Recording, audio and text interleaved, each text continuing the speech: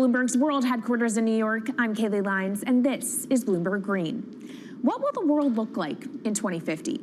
Will global temperatures have stabilized, electric vehicles be abundant, and solar and wind power homes around the world? According to Marco Alvera, the CEO of Italian energy company Snam, that vision of the future could be a reality. And he says that hydrogen will pave its way. As he tells it in his new book, The Hydrogen Revolution, Alvera's moment of reckoning came in November 2018 when he tasked the Snam Scenarios team with studying how Europe could reduce its CO2 emissions to zero by 2050. Looking through the results of the study, Alvera said he was struck by how much hydrogen was in Europe's energy mix by that year. Beyond the abundance of hydrogen, the Snam model also predicted that it would be the cheapest form of decarbonized energy for many sectors, and that it could be cheaper than today's prices for oil, coal, and nuclear power. Our Maria Tadeo spoke with Alvera at COP26. It's happening all very fast. We see the cost of hydrogen coming down a lot. Hydrogen will play a big role in the energy mix. I don't know if it's going to be 15 or 25% of a fully decarbonized energy system, but it's going to be big. Costs are coming down, and people are waking up to the fact that it's the only way to decarbonize certain sectors, so-called hard-to-abate sectors. And you say it's the only way and the costs are coming down. Where do you see prices moving? Because a lot of the reticence at times has to do with the pricing, that some argue, well, it's still not the cheapest option on the market. So when I was first working in hydrogen in 2004, it was costing $1,000 per megawatt hour. 2010, $600. Today, $100, and we see it going down to $50 in 5 years' time, and to going down to $25 per megawatt hour in the next 10 years or so, which is a quarter of where it is today. That's really because renewable energy, and we're talking green hydrogen here, renewable energy costs are falling, but the cost of making the electrolyzer, which is the kit that you use to convert solar or wind energy and water into hydrogen, the cost of this kit is falling a lot because it doesn't really exist on an industrial scale. So as we build up capacity, we industrialize it, we standardize it, and we squeeze costs out. That's really the cost trajectory. And for that, of course, you need demand, however, for governments and also institutions to kind of buy into this idea that it is the future and we want to invest and create infrastructure. What are they telling you? When you speak to governments, when you speak to officials, are they keen on this? They're very keen. So the Department of Energy shares our view in the States of getting to below $1 a kilo, which is $25 a megawatt hour. The European Union has a hydrogen strategy, which is very clear, and several member states have the same. Chile wants to export a lot of hydrogen. China's big on hydrogen. Australia's very big on hydrogen. Japan is blending already hydrogen. So I would say the world is now really focused on this because it's the only way to store energy for a long period of time economically is to convert it into either a liquid or a gas. And of course, you talk about the price, but the other big component is the volume. You know, how big can you go? Where do you see that on a time scale? So wherever it's sunny or windy, you can produce very cheap hydrogen eventually.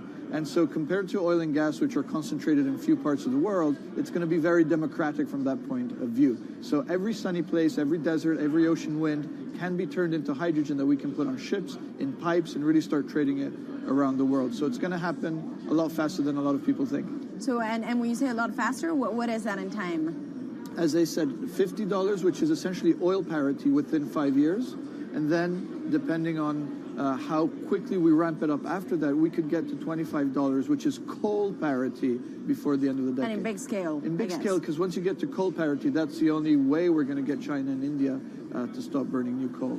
We have businesses in China and in India, and I see a lot of hydrogen development, a lot of renewable development in both countries. The India announcement was incredibly strong on 2030. Some people were upset about the 2017 net zero deadline, but when it comes to 30, he announced a big, big commitment to get to 50% renewables. Were you surprised by it? I was surprised that they would make it so explicit, and even the net zero is a big thing for them. And so I think it will happen faster than 2070 because of the falling cost of renewable and hydrogen. India's burning 80 gigawatt of oil, of diesel, to keep the lights on. So there's an immediate opportunity there, and we're very interested in working that country. And with regards to China, perhaps the fact that we haven't really seen them active, I guess the diplomats are working on this, but we haven't really seen the leadership. It's going to be technology, it's going to be industry. I think China has committed to a net zero, which is very important. At the G20, China was clearly behind the 1.5 degrees. So I think a lot has been achieved between the G20 and COP, and I think what's really important is to see in the coming years how quick it's in our hands to make part of this happen in 5 years, or it could otherwise happen in 15, 20 years. It's about building the projects. The capital is there. We saw how many trillions of dollars are already committed. What's missing is really the projects, and that's where companies like us step in. Marco Alvera, CEO of SNAM there, speaking with our Maria Tadeo. Let's turn now to the aviation industry. It's a big contributor to global greenhouse gas emissions, and it's under pressure to change that.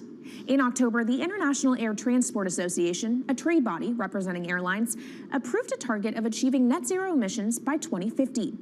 To achieve that, many airlines in the US and Europe are looking to buy sustainable aviation fuel made from renewable sources like used vegetable oil. Initiatives like these are pushing plane makers to come up with some radical new aircraft that will eventually cater to our growing appetite for travel without hurting the environment. We took a look at how Airbus, the world's #2 aircraft manufacturer, is stepping up to the challenge. How long until we can fly emission-free? Airbus says it's more confident by the day it can be done by its 2035 target. Airbus's CEO spoke about its ambitions for hydrogen-powered planes at the company's summit in France. The physics works. Hydrogen technologies are not new. They are used in other sectors. We use them in space on our rockets, and we don't need the laws of physics to change to be able to use hydrogen on our planes. So every day we become more confident, but we think we need to have a plane, we need to have the right fuels, the hydrogen available in the right quantity at the right place at the right time, and we need the regulations to be ready. So we really need the work and the collaboration of many people around the globe to make it happen on time. But it could be a long wait until green passenger jets go mainstream. Larger aircraft with more than 150 seats are not expected to feature globally until about 2050. That means manufacturers and airlines today are under growing pressure to ramp up short-term innovations to cut their carbon. In the long term, meeting the ambitious plans for so-called green hydrogen means building a giant industry almost from scratch. To make that happen, British airline EasyJet is among those saying governments need to get involved and fast. Aviation's emissions over the last 3 decades leading up to the pandemic grew by about 80% to over 1 gigaton, and that's projected to double by 2050. According to Bloomberg NEF, about half of the airlines with the largest global market share have set net zero targets by that same date, nearly 3 decades away.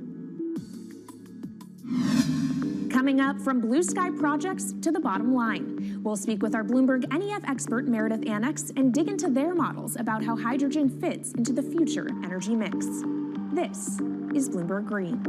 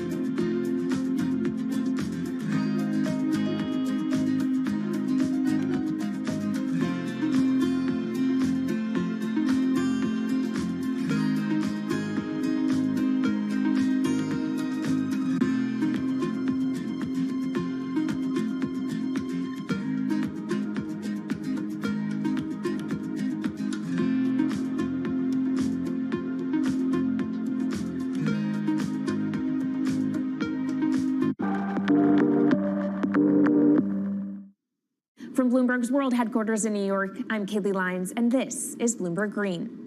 Now let's bring in Meredith Annex, our Bloomberg NEF hydrogen specialist, to talk more about how hydrogen could change the energy landscape.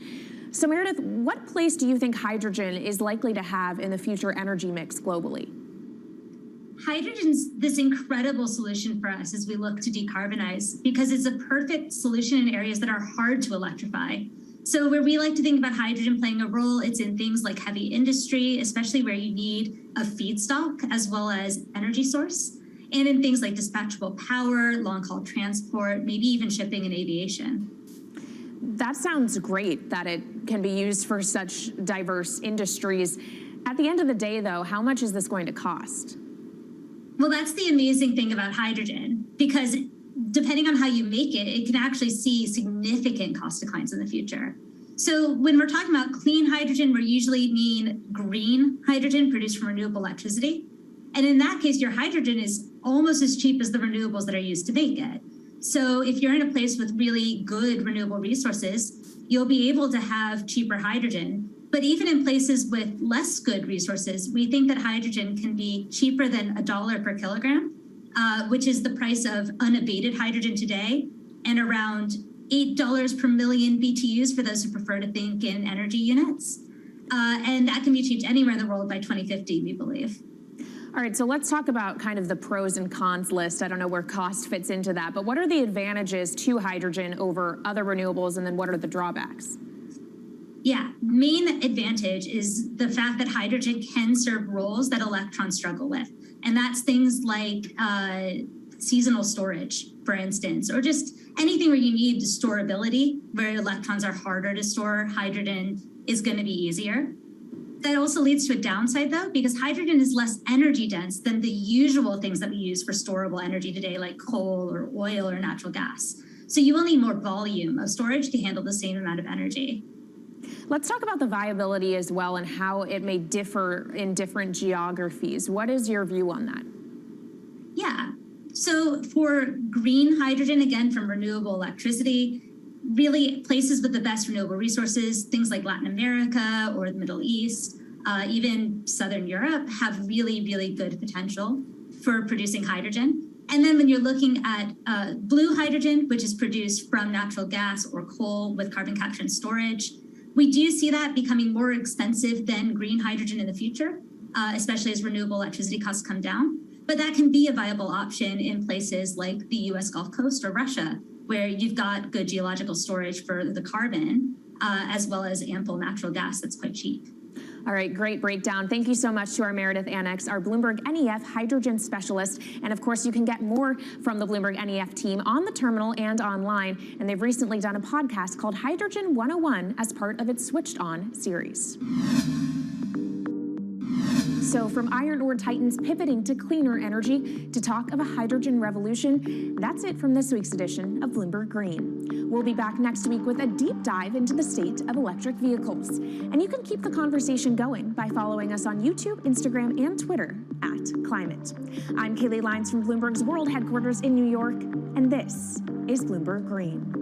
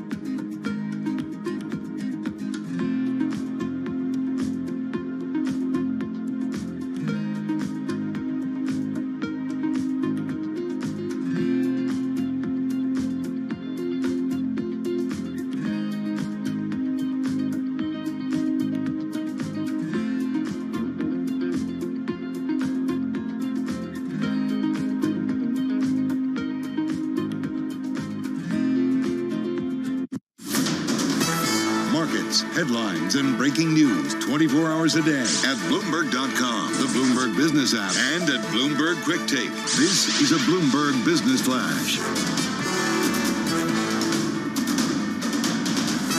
From Bloomberg World Headquarters, I'm Charlie Pellet. We've got the Dow, the S&P, NASDAQ all higher right now, but stocks have had a tough time finding direction before key inflation data tomorrow morning. The Treasury curve inversion has deepened to levels last seen in 2007 amid fears that the Federal Reserve rate hikes will sink the economy into a recession.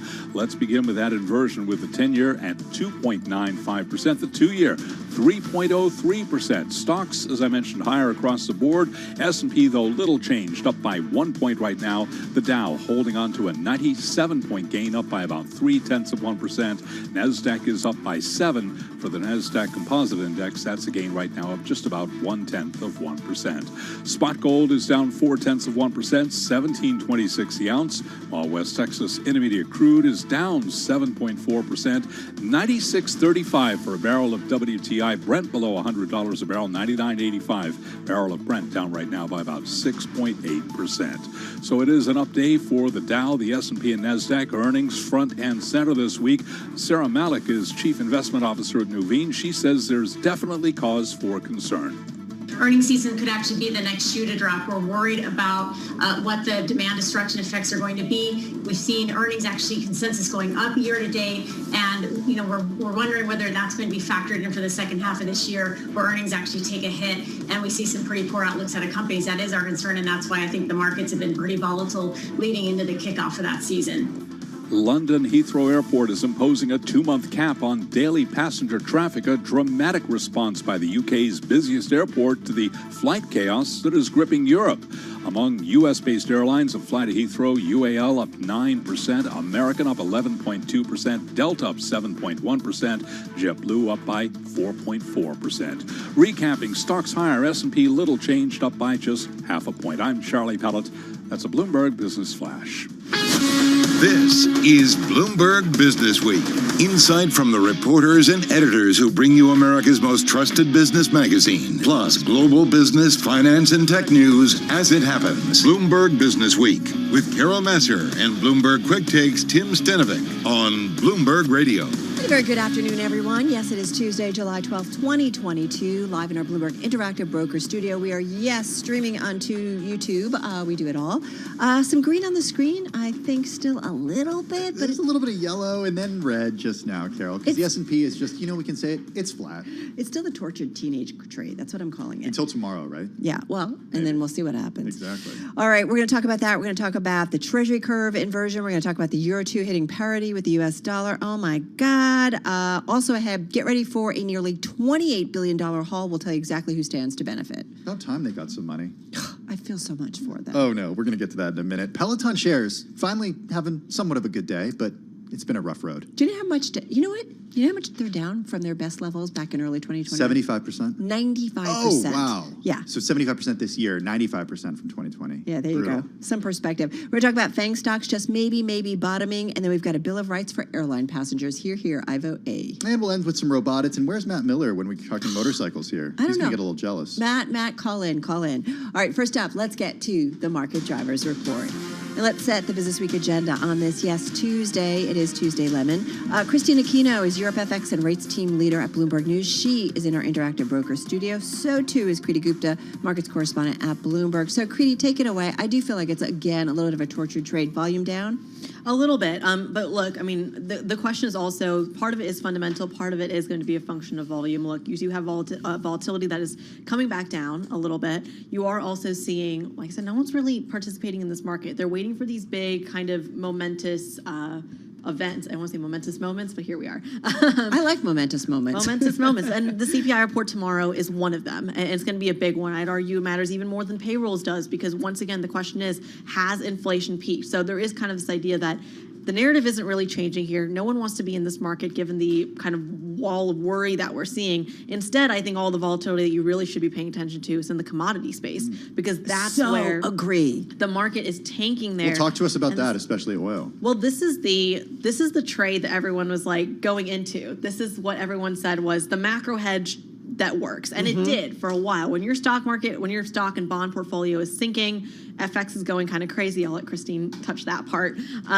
The macro hedge has to be buy oil because everyone needs oil and prices are just skyrocketing. This makes a lot of sense until you essentially have it hit a 20% bear market, which it's already there. Brent crude dropping below 100. A lot of this, once again, similar to the stock market, has to do with a lack of participation. We were talking to Will Kennedy earlier, as the executive editor of our oil coverage, and he was saying, look, this is a market no one wants to navigate. So if you actually look at the contracts here, people aren't going in. This isn't the open interest is just collapsing here. And a result of that, in addition to the recession fears and inflation fears, et cetera, is oil below $100, which is not a good thing at the moment. One of the stories that jumped out for me when I was reading in this morning was about Goldman, who has been bullish on commodities, and now they're backing off of it, and they're talking about, kind of getting cold on copper and all these different things. Go. It's what's scary to me here is, and Christine will talk about the dollar, I'm sure, but like the dollar story is was the other major hedge that worked. But dollar and oil, they're contrarian trades, and right now that macro hedge of commodities, it's not working right now. And I also think it's worth mentioning that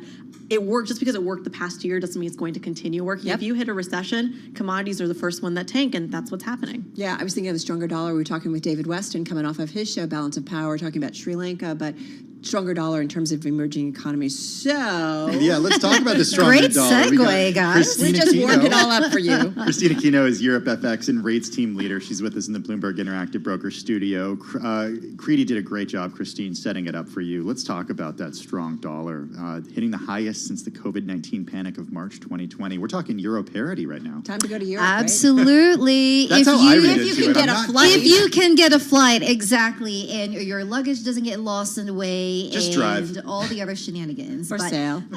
Take a boat. No, but yeah, that euro parity really has been the story in currency markets. And, the flip side of it is... Was it touch and go, though? It was quite touch and go. Today, I think we saw a bit of an attempt for some traders to defend that level. We saw a little bit of buying just as it got close. I think it got all the way down to 1,003. This is definitely torturing my colleagues in Europe who have been glued to their screens all day just watching this finally break. Okay, so apart from this being a good time to go to Europe, what are the other macroeconomic implications here? Well, really, if there is one number that encapsulates just how much how much trouble Europe is in, it is that euro dollar parity number, because that really speaks to all the worries that are plaguing Europe at the moment, be it a slowdown in these economic indicators that we're seeing. That's definitely going to be a big worry for the ECB when they meet next week. And then also it speaks to Europe's proximity to the conflict in Russia, whether that's a geographical proximity, which is not great in and of itself, but also the implications of what a cutoff of Russia gas supply to Europe would mean. I am increasingly thinking about, and Creedy, I want you to come back in here, is just about the European region, Asia, China predominantly, and then the U.S. That ultimately, I wonder if at some point investors say, you know what, U.S. is the safest play here because Europe is going to be plagued by these higher costs because of the energy trade. China, I'm not quite sure what's going on here between COVID and slowdowns and so on and so forth. And I do wonder if at some point investors will come out and be like, you know what, this is the safest trade. Well, on the equity side, right? Well, in the face of a recession, you buy American, right? And you're already seeing that in the dollar bid that's gotten stronger and stronger. The problem here for the stock market, because in theory it would work that way. We saw it in 2020. Right. You hop right into the tech trade. It makes sense. But the problem here is that the dollar is so strong that there is a headwind for foreign investors now. Remember, in 2020, when people were hopping into the tech trade, the dollar was dropping. It was getting cheaper and cheaper to buy tech. Now you're talking about a stock market that's already seen as super expensive, even after this massive year-to-date correction that we've had. And on top of that, you have this extra emphasis of the dollar, which means you do kind of have to pay up to enter into the stock market. So that just creates one extra hurdle. In fact, this is actually my chart of the day, which I'll put on Twitter later. Fun fact. Where do we find it? G #BTV5816 on your Bloomberg terminal, or Creedy Gupta News on my Twitter account. I was hoping you would get there. Kgupta129 at Bloomberg.net. Lots of numbers were thrown at you. We're going to actually talk about maybe signs of a bottoming in the FANG stocks and even the ARK Invest ETF. So that's going to kind of play into some of what we said. Christine Aquino, thank you so much. Europe FX and rates team leader here at Bloomberg, and Creedy Gupta, as always, our thanks, markets correspondent at Bloomberg. Let's get to Washington, D.C. now for a check of the latest world and national news. basis for that, we turn to Nancy Lyons. Hey, Nance. Thanks, Tim. The House panel investigating last year's attack on the U.S. Capitol is holding another hearing. It's the committee's 7th. The hearing has so far been detailing former President Trump's refusal to accept the 2020 election results, even after 60 losses in court. Here's an exchange between Congresswoman Liz Cheney and White House counsel Pat Cipollone. I assume, Pat, that you would agree the president is obligated to abide by the rulings of the courts. Of course. And I assume you also would... Everybody is obligated to abide by rulings, of course. Today's hearing is also exploring the role of extremist groups in the insurrection. Well, the federal government is taking steps to protect pregnant women and threatening to fine health care providers for refusing to provide abortions in certain cases. Health and Human Services officials say federal law requiring emergency medical treatment has priority over state restrictions prohibiting abortions. The Emergency Medical Treatment and Active Labor Act says if an abortion is what's needed to stabilize the patient or resolve the emergency, the physician must provide it. HHS will fine them and block Medicare and Medicaid payments if they don't comply. Fines range from $60,000 to $120,000. In Washington, I'm Amy Morris, Bloomberg Radio. Well, the Boss is heading back out on tour. Bruce Springsteen and the E Street Band say their trek will start beginning February 1st in Tampa. Global news 24 hours a day on air and on Bloomberg Quick Take, powered by more than 2,700 journalists and analysts in more than 120 countries. All right, Nance, thank you so much. Bruce Springsteen, how old is he? I was just looking. He's got to be in his 70s at this point, right? Yeah, he's pretty 72. You know who would know?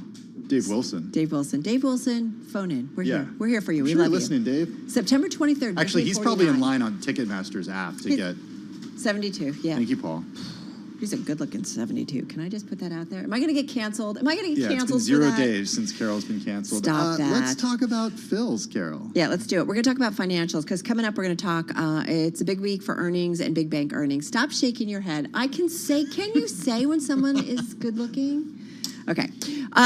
We're going to talk a lot about financials this week and big banks this week because we're going to get the big bank earnings, JP Morgan and others this week and a few others into next week. In the meantime, our Bloomberg News team putting out a story talking about the global asset management side of the financial industry. And we're talking about BlackRock, JP Morgan Chase. They're facing mounting pressures on profitability in China specifically, even as they gain a bigger footing in the nation's fast-growing mutual fund industry. They all want to be there because they want to tap into that billion-plus population and investing public. Let's talk about some of these challenges here, and they're certainly piling up. Higher distribution fees, new entrants stepping into the arena, and a growing war for talent. Now, Carol, on top of that, declines in the local stock market impose deep losses on new funds, even as a recent rally has started to ease the pain. I would think that's the bigger thing, because the other stuff is what makes a market. Competition, fee, you know what I mean? And they knew that going in. Exactly. It wasn't just one player, right? Like, they're going in here, and if they see you're right, it makes a market. If you see this is like Econ 101, right? If you see an attractive opportunity, you're not the only one who's going to see that attractive opportunity. It's a market economy, right? Mixed market. Yeah, so it's interesting, but they are talking about,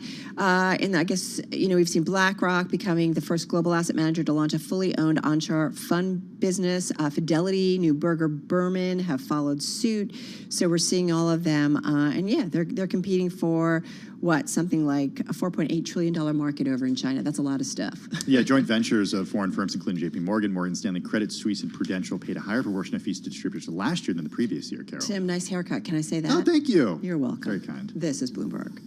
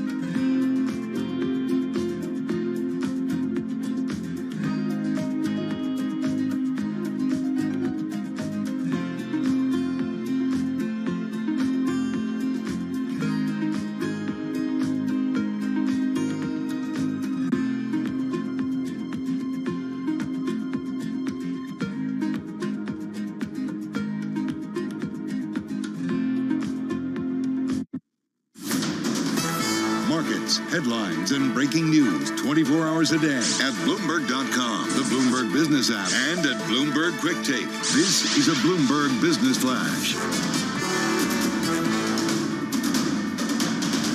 From Bloomberg World Headquarters, I'm Charlie Pellet. S&P 500 index is wavering between gains and losses. The Dow Jones Industrial Average is outperforming. We have got the Dow up now by 71 points, a gain there of 0.2%. S&P lower, little change, down 2 points, down by about 0.1%. Nasdaq down 7, a drop there of 0.1%. We've got the Dow getting a lift from Boeing, better than expected deliveries out of Boeing. Boeing shares flying high today by about 8.8%.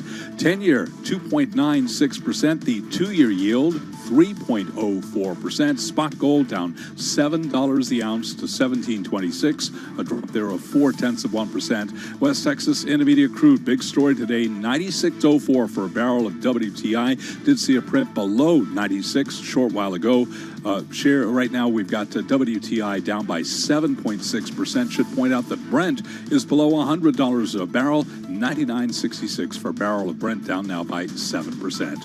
Recapping, S&P down 2 points. I'm Charlie Pellet, and that is a Bloomberg Business Flash. All right, Charlie, thank you so much. You're listening to Bloomberg Business Week, watching us on YouTube. Carol Massar, Tim Stanovic. Well, volatility, we know, has been driving investors crazy. We're seeing it bounce around, certainly on the equity trade today. And yet, if you're one of the biggest U.S. banks, get ready for a multi-billion-dollar windfall. This story, Tim, among our most read on the Bloomberg. That windfall not coming from M&A like it did last year. That's seeing a decline. A great piece by Hannah Levitt and Shubham Saharan. Shubham joins us now in the Bloomberg Interactive Brokers studio. Shubham Saharan, finance reporter for Bloomberg News. Okay, so let's talk about this $28 billion. Volatility, a pretty good thing if you're trading. Yeah, Tim, exactly as you said. I think the one thing that we can say is that banks really profit during periods of market volatility, and that's exactly what we're going to see, or we're hoping to see in the upcoming quarter, starting on Thursday. Massive market swings resulting from recessionary fears. We're seeing inflation on the rise. The Russian invasion of Ukraine is really expected to bolster some of the trading revenue that we're seeing. And I think what's unique about this quarter that we haven't seen in previous ones is that it's not just one asset class, it's across the board. So we're really seeing it across fixed income, commodities, equities also anticipated to be up almost 20% in the upcoming quarter as well. That's interesting. I find that fascinating. Despite a bear market, right? Right, yeah, because it's been really tough on the equity front. I do feel like when we start to get those numbers, we'll just pick it apart. There's a great quote. If you could just take us there. The global head of markets at Citigroup, Andy Morton, I guess there was an industry conference last month. What did he have to say? Yeah, so we're seeing Andy Morton saying that something about volatility being kind of our friend or something? Yeah, so exactly. Volatility is our friend, and that we're seeing it across those asset classes as I was talking about before. It's not just limited to one thing. I love it that they've kind of given us a heads up a little bit about, because you never know. Like, we talk about this all the time, and this is why we write the big banks report, that ultimately you can get one that can do really well because they were on the right side of the trades, another that might not. Okay, so let's talk about the flip side of that coin, though, because if about a year ago, we'd be sitting here in the Interactive Broker Studios talking about all the great revenue that these banks would bring in from making deal after deal after deal, yeah. IPO after IPO after IPO. SPACs. We got SPACs, yeah. I mean, when was the last time you heard of a SPAC actually completing a deal, Carol? No, it's been a long time. So how is that going to be reflected in earnings this quarter? Yeah, so I think the slump that we saw last quarter is expected to continue on into this one. We saw, as you said, like massive amounts of deals in the making last year, and we've really seen that slow down. And all of the sort of economic turbulence that has bolstered the trading revenue that we're seeing for the upcoming quarter is actually what's going to end up slowing down our investment banking revenue. We have executives, analysts predicting almost a 45% decrease year over year in the revenue that we're expected to see. Yeah, it's really kind of come to a start after, a couple of record years. Talk to us about interest income, because I do think about this in the banks, right? I want to know, they're certainly making money as rates go up, or it's a much more positive environment for them when it comes to interest income. How big of a kick might that be? Yeah, Carol, I'm so glad that you brought that up, because we're expected to see almost 50 billion in over 50 billion actually in interest income for the big 5 names. And that's about a 15% increase from last year. So, we're really seeing those higher rates benefit banks. They're able to, pass those down onto their loan product. We've seen credit card usage go up. We're seeing those also reflected in credit card rates. So it's expected to be a big, a theme across the board this quarter, and honestly moving on from this quarter as well. Okay, lots of macro stuff to talk about. And again, we love hearing from banks because we get an idea for what consumers are doing with their money, how they're spending on their credit cards. Wait, you know who I want to hear from? Jamie Dimon, the weatherman. The weatherman. Yeah, there's like a Bob Dylan song in here somewhere, right? There is. Totally. But the commentary is going to be crucial. Yeah. So I think that, the one word on everyone's mind right now is recession. I thought you were going to say hurricane. Well, hurricane too. Okay. Tsunami, thunderstorms, whatever he was mentioning before. But, again, one word on everyone's mind is recession. And I think the way that we're really going to start seeing that is how banks are going to start shoring up. Whether or not they're anticipating a recession is really going to be reflected in their reserves. Yes. Oh, interesting. Well, go ahead, Carol. No, I was thinking about that too, right? We look at like loan loss provisions, right, and things like that give an indication of maybe what the banks are worried about or just preparing for maybe in the second half. Well, one thing that I think about are the headlines that we saw in the quarter about companies laying off people in the mortgage division or reassigning them in the mortgage division, and how perhaps that foretold some of the challenges that we might hear about when it comes to home loans as interest rates have gone up. Yeah, so as you said, mortgage rates are surging, which means that there has really been that cool down in the housing market overall. We've seen J.P. Morgan, Wells Fargo start either laying off or reassigning some of their staff there. So that's definitely something that we're going to keep a lookout for in the earnings calls and in the reports and how that's going to continue on. Well, I noticed it even just getting bombarded by my own bank, in terms of my mortgage company and refinance, like now? for so long. No, okay. So long they're like, yeah, it's the lowest rates. And then you can just see it's just come to a halt. And I have a relative that works in the industry, and I'm like, how you doing? Because she was frenetic through the pandemic. Hiring additional assistants. And processing mortgages and refinancing, and she's like, it's been really quiet. I'm sure it has with 6% rates. Well, this is going to be really important in terms of the sentiment. We talk so much how important the investor sentiment is, and I think the banks are going to go a long way to shaping it. So thank you so much. Good preview, good setup for the week. Shabam Saharan, she is Bloomberg News finance reporter, joining us in our Bloomberg Interactive Broker studio. We get J.P. Morgan Thursday morning. Who else do we get Thursday morning? Morgan Stanley. So there's the big ones. And then I think we get Goldman Sachs. We've got Wells Fargo coming into next week. Yeah. Not all happening in 1 week this quarter. We spread out the wealth. Excuse me? We spread out the wealth when it comes to big. Didn't hear what you said. I said? I didn't know what you said. We have fun here. It's a wacky Tuesday, guys. All right, you're listening to Bloomberg Business Week. Carol Master, Tim Stanovic, and this is Bloomberg Radio.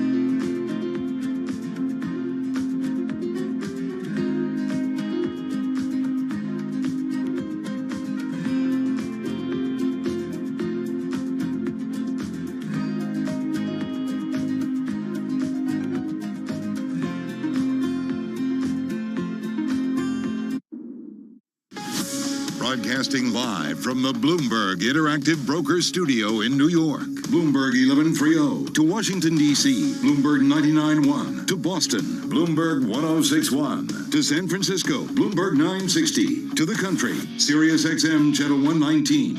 And around the globe, the Bloomberg Business app and BloombergRadio.com.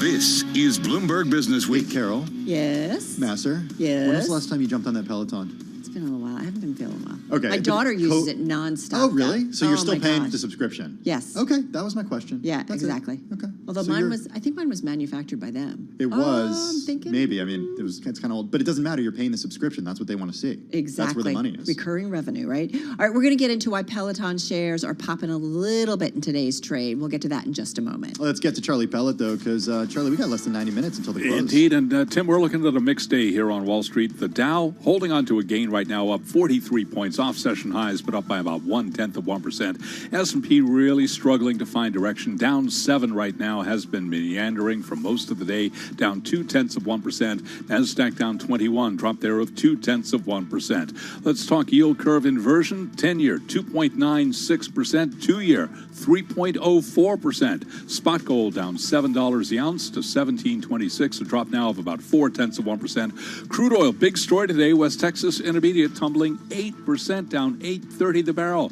95.79, back below $96 a barrel on WTI. Barrel of Brent below $100, 99.38. Brent crude down now by just about 7.2%. So it is a mixed day for the U.S. stock market. S&P 500 index has been wavering, while the Dow Jones Industrial Average is outperforming. As for the overall market backdrop, specifically volatility, Anna Hahn is equity strategist at Wells Fargo.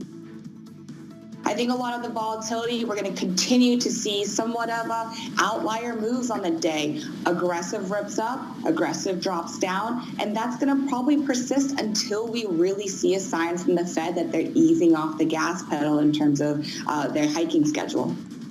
PepsiCo shares trading little change. PepsiCo raising its outlook this morning for the second time in as many quarters, saying it expects revenue to grow 10% this year as consumer demand remains resilient. PepsiCo, by the way, makes Mountain Dew, Fritos, and Quaker Oats. Shares now down by less than 0.1%. Peloton Interactive says it will stop building its bikes and treadmills at its own factories and rely solely on partners for manufacturing.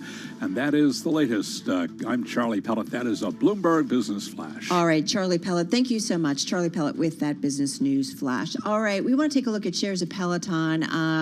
Charlie and others have been talking about it here at Bloomberg. Stocks up about 3.6% off its highs of the day. On news, the company is taking another big step to cut costs and simplify the business. Just a little perspective, stock still off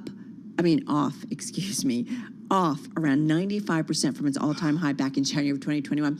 It was like, I think $167 stock. It's now $9 and change. Let's get into it with Mark Gurman, technology reporter for Bloomberg News. Mark joining us this afternoon on the phone from Los Angeles. Mark, you had the scoop early this morning before the markets opened. Peloton to stop making bikes in-house to cut costs. What's the change that they're making?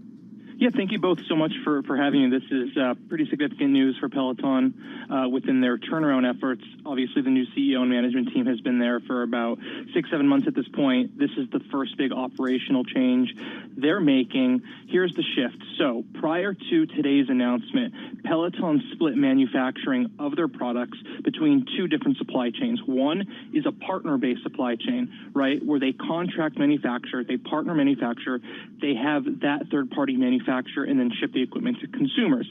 That's what Apple does. That's what a lot of technology is this the Apple model? Yeah. That's the Apple model. In addition to that model, they were doing in-house manufacturing. So in 2019, as you may know, they bought a Taiwanese-based fitness product manufacturer called Tonic, and Peloton operated that. They built their own equipment. So they had two separate supply chains, obviously very high cost. They're getting rid of that in-house Tonic-based supply chain and moving all of their manufacturing to partner manufacturers. And they have a few partners. The three that we know about are Rexon, Pegatron, and Quanta. So Rexon is making the majority of both the bikes and the treadmills. Quanta makes that tablet, that touchscreen that's attached to all of the different devices that Peloton makes. And Pegatron is going to manufacture the rowing machine. That's their upcoming product that Peloton told me is on track to launch this year. Mark, where's Precor in all of this? I remember a little over a year ago, we were talking, when Peloton was a completely different company with a completely different C-suite. We were talking about the acquisition of the fitness company Precor to help it, manufacture enough bikes to meet demand. So two things on Precor. One, when they announced a new CEO and some of the changes earlier this year after the sales dip, they canceled plans for an Ohio plant, right? Precor was involved in the development of a plant in Ohio to bring manufacturing of Peloton equipment to the U.S. That has been canceled. They're seizing those operations. They're trying to liquidate that function. But Precor also, as you know, makes bikes and other equipment really geared towards maybe college dorm gyms, hotels, different more enterprise-focused markets. And Peloton and Precor were supposed to merge their operations and their product lines. That at least was the initial goal when they acquired Precor for about $400 million a couple of years ago. That has not happened. So the Precor operations are staying, entirely as they were for Precor-based products. And this supply chain shift is particular to the Peloton branded equipment. So how does this move the needle? I'm looking at their balance sheet on the Bloomberg. How does this move the cost equation when I look at this balance sheet? For one thing, obviously, while unfortunate, they are cutting about 570 jobs in Taiwan. So they're going to have some unfortunate savings there, given that the supply chain is being completely scrapped, their in-house supply chain, so to speak. Also, this will simplify cost structure, too, because they'll be spending less money in terms of development. When you develop a product, a lot of the development process and time and money goes into how you actually can manufacture that, right? By offsetting all of that to a third party in its entirety, you're going to see some significant savings there. Mark, bring us up to speed in the last minute that we have with you, what Peloton CEO Barry McCarthy has done since taking over a few months ago in terms of shifting that strategy, getting the company back on its, wheels, I guess, upright. So one thing is a leasing program that combines, I believe this is under $100 per month in most markets. It combines the price of the content subscription and the bike. There's no upfront cost. So that is an interesting model there, which I think at some point they'll probably move entirely to versus allowing outright purchases. Interesting. Maybe going with the phone installment and the car model. They also raised the prices of the content subscription by $5 a month if you're purchasing that individually, and they lowered the prices of the bikes and such if you're not part of that leasing program. So lots of little moves. Unfortunately for the company and its employees, it's done basically nothing to move the needle in terms of the stock price. They went down about 13% yesterday. They're up nearly 4% today on this news. Obviously at 9 and change a share is a far cry from, the 160 plus they were at last year.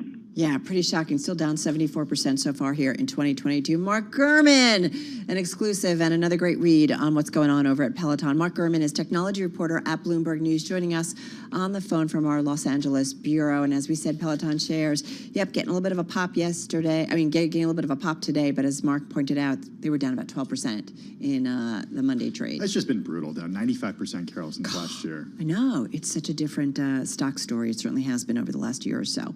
All right, let's get to Washington, D.C. for a check of the latest world and national news. For that, we go to Nancy Lyons. Hey, Nance. Thanks, Tim. As part of today's hearing from the House committee investigating the insurrection, lawmakers have been hearing about how then-President Trump refused to accept defeat in 2020. White House counsel Pat Cipollone describes barging into a December meeting of election deniers, including former National Security Advisor Michael Flynn and Trump attorney Sidney Powell, and asking one simple question. Where is the evidence? So, what response did you get when you asked Ms. Powell and her colleagues, where's the a variety of responses based on my current recollection, including, can't believe you would say something, things like this, like, what do you mean, where's the evidence? You should know, and things like that. Cipollone testified before the committee behind closed doors last week. The committee is also hearing how extremist groups plotted the attack.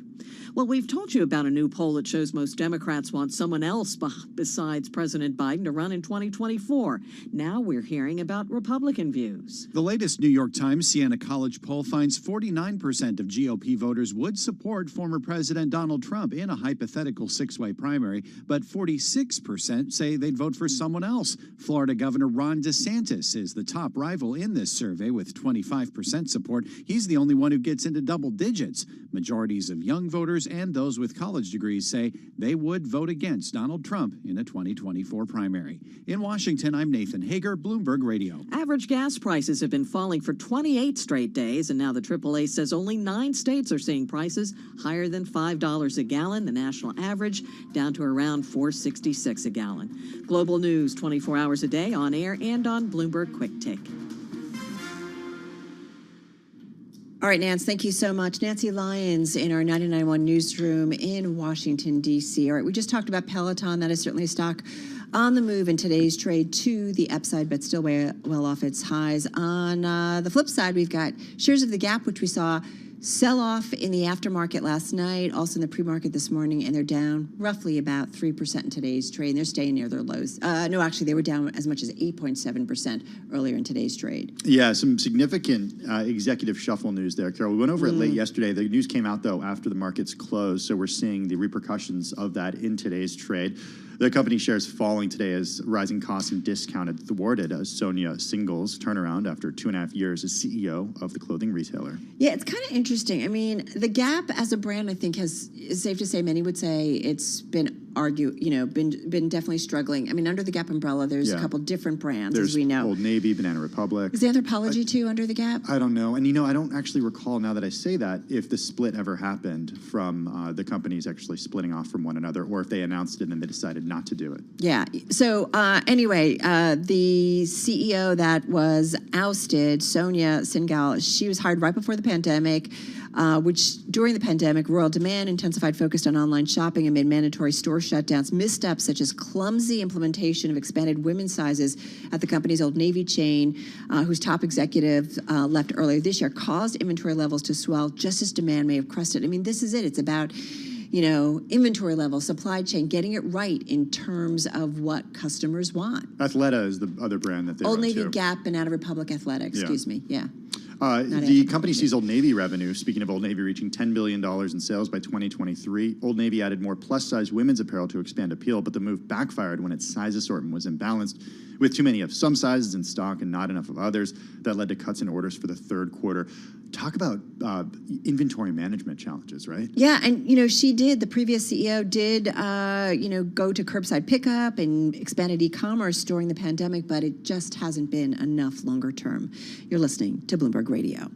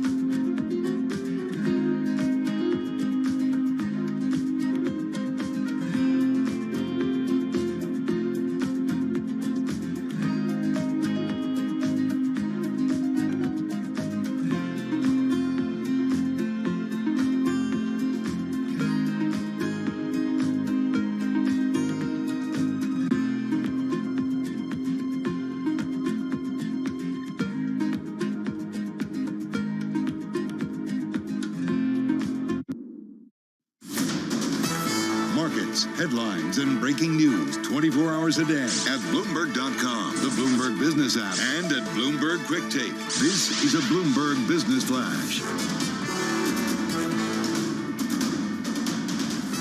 From Bloomberg World Headquarters, I'm Charlie Pellet. Stocks are mixed and struggling to find direction. The Dow, yes, holding on to a 14-point gain, up by less than 0.1%. But at the best level of the day, the Dow had been up 172 points, up by about 0.6%. The S&P on the minus side, down 9 now, down by 0.3%. Nasdaq down 27, a drop there of 0.2%. Stocks, again, having a tough time finding direction before key inflation data tomorrow morning, with the Treasury curve inversion deepening to levels last seen in 2007. The 10-year's yielding 2.95%, while the 2-year's yielding 3.03%. Gold down $7.38 the ounce to $17.26, a drop of 0.4%. West Texas Intermediate crude now at $95.56 a barrel. WTI down by 8.2%. Recapping, the S&P down 8, a drop there of 0.2. I'm Charlie Pellet. That is a Bloomberg Business Flash. All right, Charlie, thank you very much. Well, in the upcoming issue of Bloomberg Business Week, a story that looks into the U.S. rivalry with China over advanced technologies.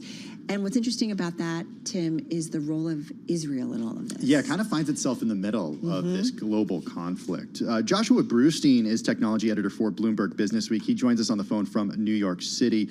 He's going to talk all about this story by Sarah Zhang and Coco Liu. It is in the upcoming issue of Bloomberg Business Week magazine, but you can read it now on the Bloomberg and at Bloomberg.com/businessweek. Also with us right now is Joel Weber, editor of Bloomberg Business Week. He's with us in the Bloomberg Interactive Brokers studio. So Joel, how does Israel find itself right now when it comes to tech? It's a really interesting question. Israel long been fascinating to me just as a tech obsessed country, and like within the last 10 to 20 years, the country has actually transformed its economy and gone all in on tech. So just to set this table, it's a very interesting environment. Also keep in mind, there's this larger east-west tension between China and the U.S., and Israel right smack dab in the middle of it. What's interesting and what caught my attention with this story is the U.S. has been really trying to move Israel into its sphere of influence on the tech front. China has long been, present there. But Josh, how has the U.S. managed to sort of ice China out in regards to Israel? Yeah, thanks, Joel. The interesting thing is, as you said, Israel really punches above its weight when it comes to tech, especially in cybersecurity. And the U.S. has been, over the last several years, really focused on this global effort to try to keep China from getting Western technologies and being able to kind of build up its own capacity. And it's really been aggressive on doing that with U.S. companies and companies in Europe. And China was trying to get into Israeli companies. It was making an increasing amount of investments there, and the U.S. through pressure on the government hasn't really done anything formal. But Israeli companies are kind of getting the message and just steering away from taking Chinese investment, not because they have to, but just because they kind of see the winds shifting. Well, Josh, so what does this look like in practice, right? Like you obviously have, this is like a meta level kind of like influence play, but how does that actually work in practice? Because China's, poured a lot of money into play here, and maybe it's just not as much now, or is it bigger than that? Yeah, I think there's two things. The main thing is that Chinese investors have been increasing the amount of money they were putting into Israeli startups. They weren't the main source of capital, but it was a growing source. And that changed kind of in the late Trump administration. You saw Israeli startups, when they went to look for funding, shying away from Chinese sources. The amount of money that Israeli companies were taking from Chinese investors has just been steadily declining. And you saw, like, for instance, an electric vehicle company that said it didn't want to take money from China that was being offered, and just kind of a general chilling of the mood. But, Joshua, it's not black and white here, right? It's not totally binary. I noticed in the reporting from our colleagues, the piece that you edited, that, U.S. investors, for example, in an Israeli chip company, they would allow this company to sell products in China, but only if it promised not to conduct research there. This, according to a person familiar with the company's plans and just discussing it, not saying their name because it's a sensitive matter in the reporting. I'm wondering, though, where the gray areas are here, because it's not like they're going to completely cut themselves off from doing business, right? Right, absolutely. And obviously the U.S. and China, despite the rivalry, are very interwoven themselves. What the U.S. doesn't want China to get a hold of are the types of technologies that would allow it to be able to make the most advanced semiconductors completely on their own. So that is really the focus of U.S. policy. For technologies that aren't as sensitive, there's kind of, as you move further down the scale, there's less and less concern and less pressure to kind of ice China out there. But it does sound like increasingly we're seeing, when it comes to and is going to lean more towards the West, whether it's U.S. or other, versus over a Chinese investor. Is that fair to say? Yeah, I think that is really the dynamic we're seeing now. One thing the U.S. has done is push for the Israeli government to adopt a more formal review process for technologies that might have national security implications. I think that's a really interesting part of the story, Josh, because it speaks to CFIUS became such a just a thing especially during the Trump administration, and I'm just curious, what kind of pressure has the U.S. really tried to put on Israel on that front? Yeah, exactly. So the Trump administration was pushing for the Israeli government to implement a similar review process to CFIUS. The Biden administration continues to advocate for that. Israel hasn't done it in the way that the U.S. would like. But even without that formal review, companies are making their own decisions, and steering away from doing deals that, even that don't have a formal review process.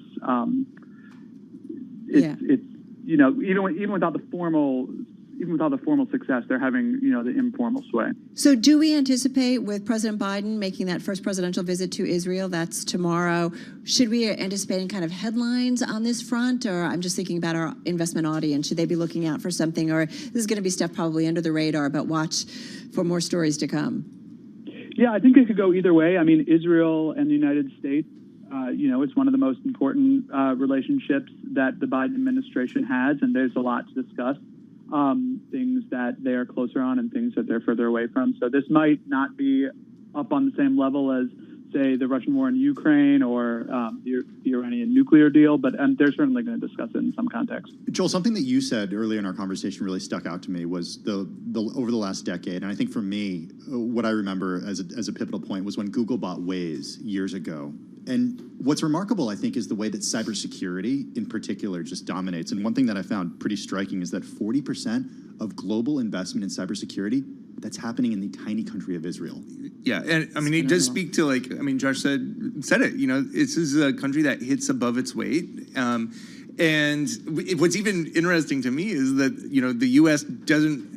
Maybe, as you heard Josh, it's like Israel's the way of kind of also rebuffing the U.S. and not giving the U.S. everything that it wants. So they can throw their weight around for sure. Well, and I think about the Cold War, right, when it comes to technology and how we're starting to see, potentially things being divvied up even more and more, or the role of Israel in all of this. And look, I just think from an investment standpoint, this is a hotbed of place. And from an investor standpoint, we will see more and more interest there. And if this sphere influence thing really does play out, that bodes well for American investors especially. I think about the number of startups that we often feature on air that are coming from Israel. All right, guys, we got to run. Joshua Brustein, he's technology editor at Bloomberg Business Week, along with Joel Weber, the editor of Bloomberg Business Week magazine. Check out this story in the upcoming issue. This is Bloomberg Radio.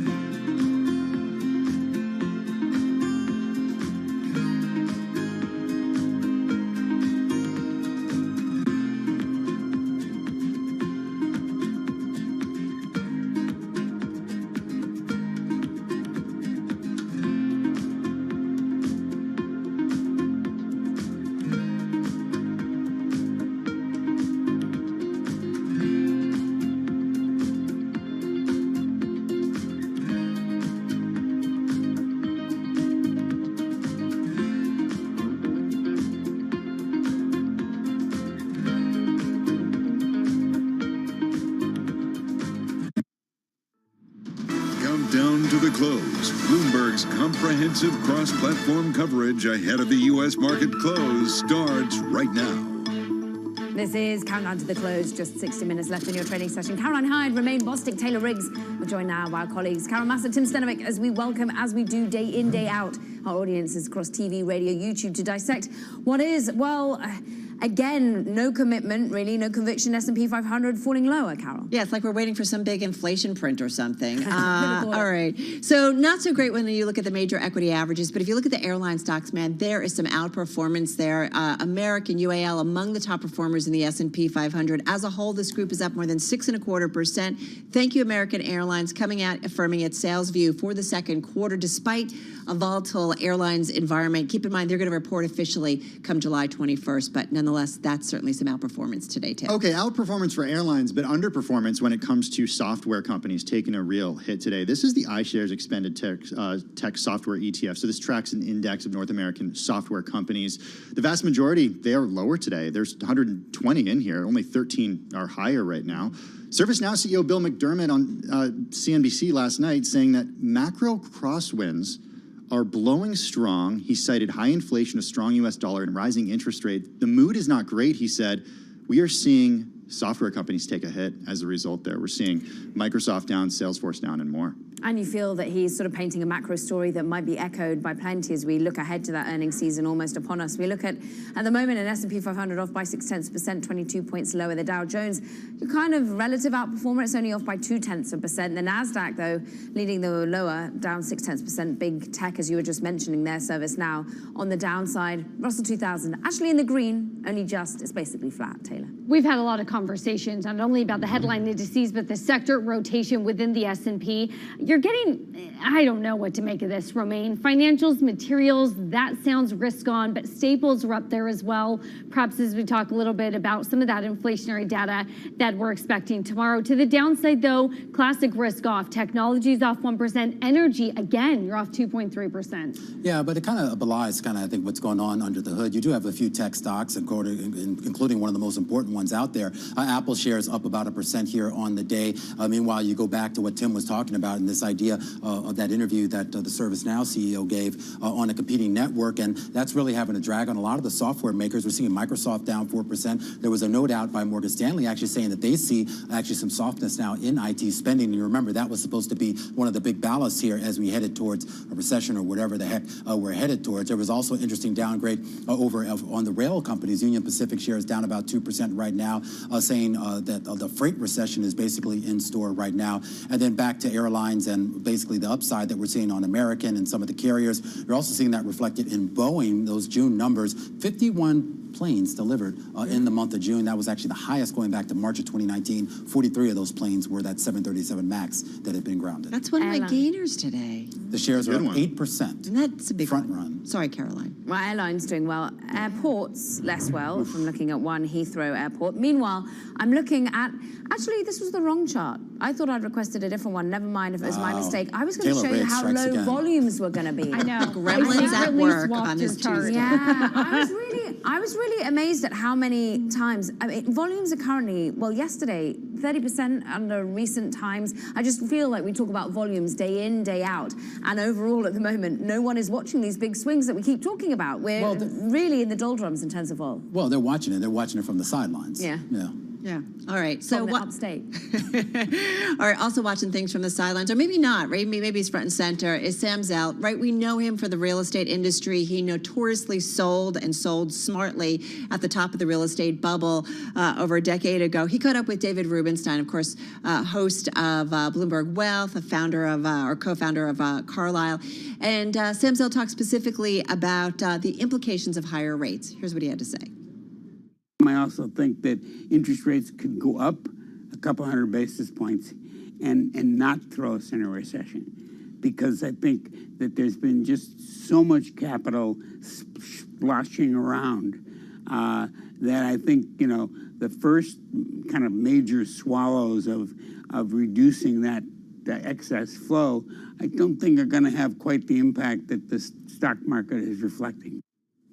Of course, Sam Zell, the founder of Equity Group, and talking with David Rubenstein. Catch Bloomberg Wealth tonight at 9 p.m. on Bloomberg TV. But that interview, I do want to point out, was recorded on June 22nd. Well, but he hits some good points. Yep, I thought it was interesting. There was some interesting research out this morning over from Savita Subramanian over at Bank of America that kind of talked about a lot of the technical factors out there and how when you kind of add them up over the macro backdrop, it kind of points to the possibility for a lot of earnings misses, at least based on the elevated expectations that you're seeing with regards to current analyst estimates. Yeah, well, we'll start to see those earnings. We've already seen some of them cross. We'll start to see more cross as we get further into this week and next week. But look, I think he makes a really good point that we're not in a recession at this point. And I'll beat this drum over and over again. When we see, the employment, the jobs market as strong as it's been, it's hard to say that we're in a recession right now. The question is, when is that recession coming and how deep is it going to be? Most of the calls Citigroup out with the note this morning, 50% chance, but the likelihood of that is 2023. So really continuing to talk about it, but certainly, Caroline, hard to see how you're in a recession with 3.6% unemployment.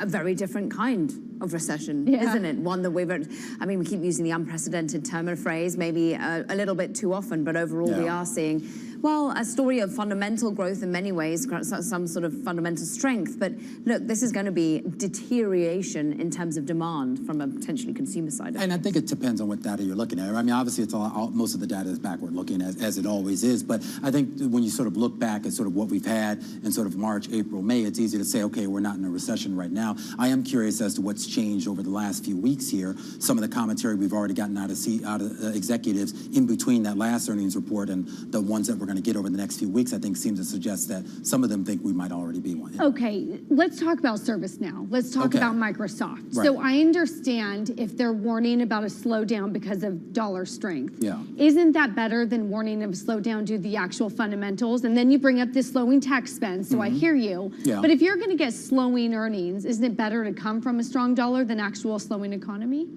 I suppose. I mean, I think the logic of that works, but then, of course, the big problem is you have already had companies talk about how the dollar strength has worked against them. We talk about the complexion of the S&P 500, and, it is basically a global index, for better or for worse. 60-something% of that index has pretty sizable exposure to non-U.S. markets, and you have to wonder how that sort of all dovetails. Bill McDermott, of course, used to be the co-CEO of SAP, a big German company as well, and how much harder hit is some of the German business confidence. I think that's why Friday's going to be really important. We're going to get retail data that's going to show us where the consumer's at, but you're also going to get the Empire State data. That's going to show us where the business community's at. How confident are they in this current environment? I think the ISMs and the PMIs have been relatively strong. Romaine, you probably track that economic data a little bit better than I do, but we haven't been anywhere near sort of those recessionary signals just yet. Yeah, I think so. But I mean, what's the signal you're looking for? I mean, you look at the decline that we're seeing now in commodities prices. You're looking at the volatility that we're seeing in the bond market, and then you combine that with now the 210 inversion and the inversion in the other parts of the curve. It doesn't necessarily mean we're in a recession, but it certainly points like we're on that road, right? When in doubt, just throw up that yield curve inversion chart again, Caroline. Yeah. Did I sabotage you? Yeah. 9004, I can tell you, was the name of the chart, and I can tell you that was meant to be volumes. Never mind. We love it. And it can never do too much yield curve inversion. Meanwhile, we're going to say goodbye now to our radio friends. We'll be back together live on TV and radio and YouTube, 4 p.m. for our Beyond the Bell coverage, when we take you through today's market close.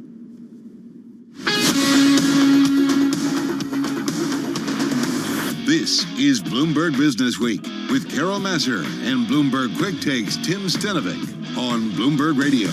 It's Bloomberg Business Week. Tim Stanovic and Carol Masser. We're live in the Bloomberg Interactive Brokers studio in New York. We did see stocks hit a session low, Carol, while we were doing the simulcast right now. We see the S&P 500 down 0.8%, the NASDAQ almost down a full percentage point, the Dow down close to half a percentage point. Yeah, and you do wonder why, the sentiment. And this is why, like, here you are in the last hour of trade, and you do want to keep an eye on it because when you see selling into the close, it's often a negative sign. But we've got some really key data points. Inflation, we get Michigan, University of Michigan sentiment. We talked about that with Michael McKee. And then you get the bank earnings. These are all important points. Here's what's remarkable at the range, okay, of what we're expecting tomorrow. I'm going to try and find my voice. You try to find your voice. I'm going to do some talking here. So the range of economists surveyed by Bloomberg for tomorrow's CPI print, it's ranging from 8.1 to 8.9%, Carol. It's a relatively narrow range. Every single one of those estimates is above 8%. I was just going to say, maybe a narrow range and all of it says a lot of inflation. So we'll have that print tomorrow. All right, in the meantime, let's get to world and national news and Nancy Lyons in D.C. Hey, Nance. Thanks, Carol. The January 6th committee today is highlighting the ways that violent far-right extremist groups answered what one lawmaker says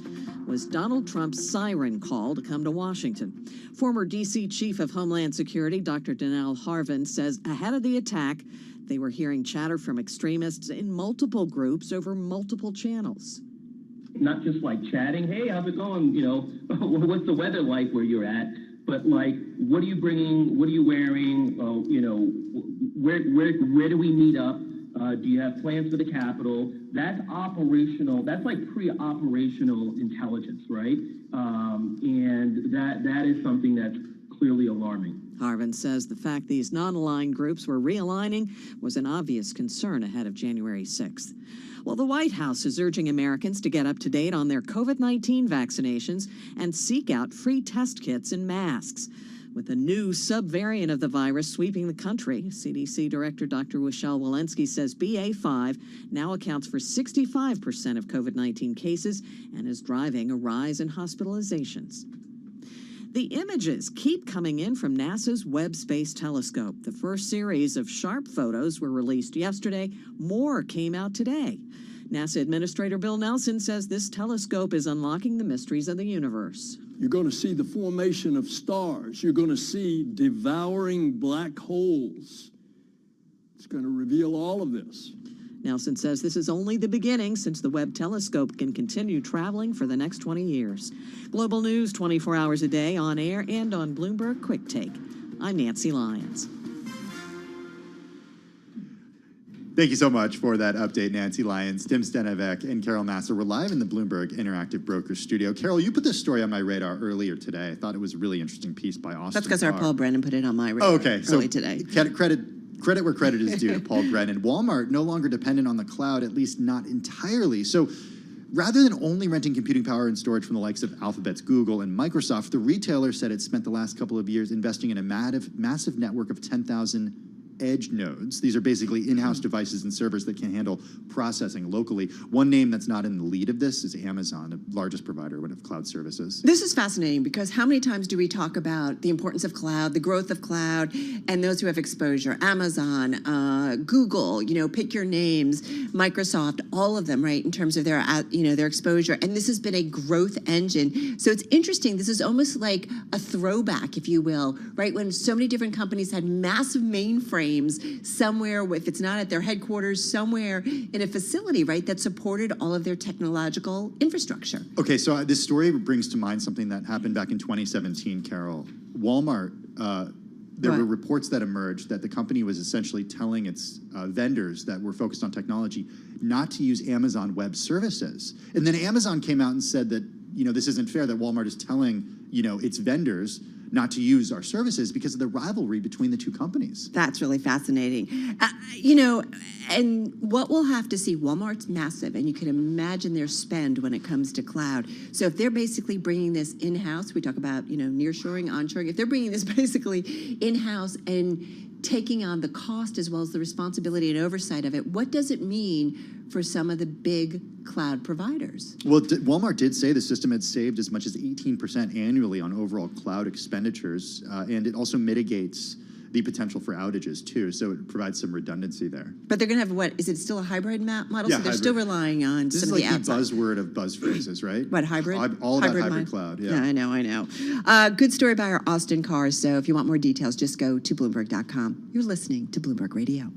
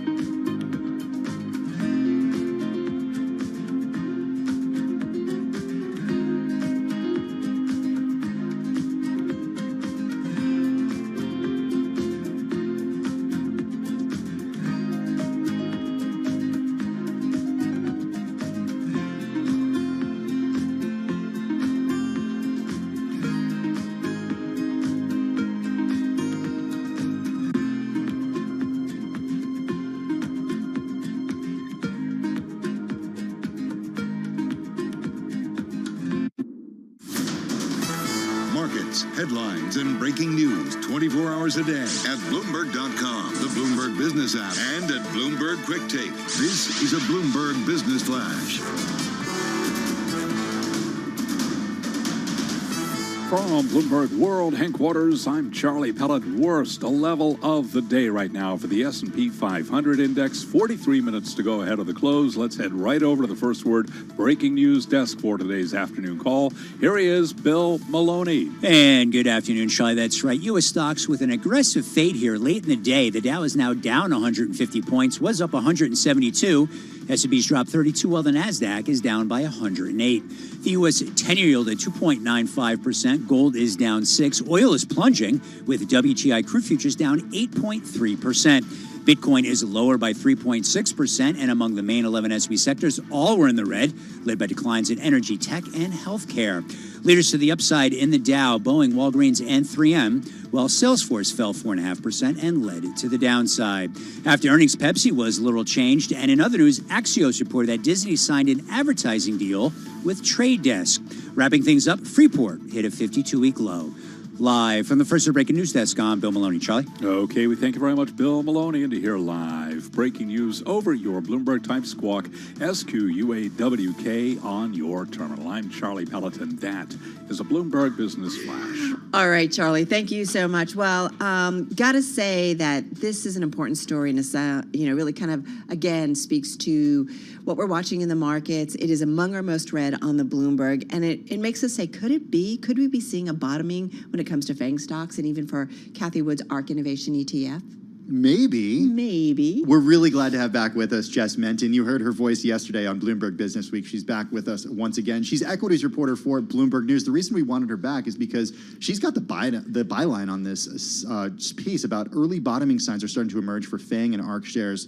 It's a taking stock column, Jess. Did you feel I gotta comfortable tell putting you, that headline I out? was Were just you gonna like, say- come on? I was completely comfortable with Did you it. debate with the editors? They kept my headline. Okay, They let me see- signs are emerging. Okay, you're not saying it's happening. You're Right. not saying that this is a guarantee.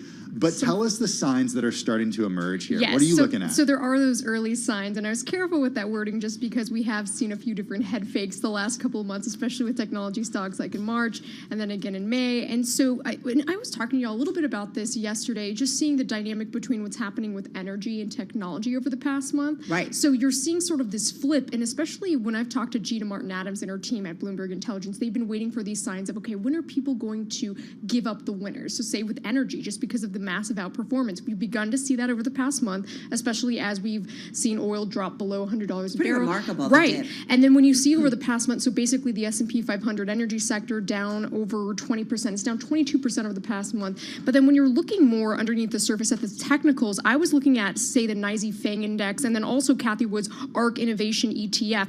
And so basically, since they're May 12th lows, around May 11th, May 12th, it's basically been forming support for both of those different indicators. So if you're looking at the NYSE FANG index, it's also been around this notable Fibonacci retracement level. So those market technicians out there, or those chartists that like to watch that, it's a 61.8% retracement level from its March 2020 low to its November peak. So that's notable just because market technicians like to... Okay, so hold on. Sorry, Right. I just want to jump in here. So my head is spinning because I'm looking at this Sure. great chart that's in here. So that essentially means that it's 60% of the way down to the levels that it reached in March 2020. So it's basically retraced that level. Okay. From, It's come back. Right. So it's retraced all of that. And so anytime there's different Fibonacci levels where there's can be like a 50% level. This one is notable just because now technicians are seeing it bounce from that, and especially what had happened in that May 12th low. But then also you're seeing, when you're looking at what's happening with that ARK ETF,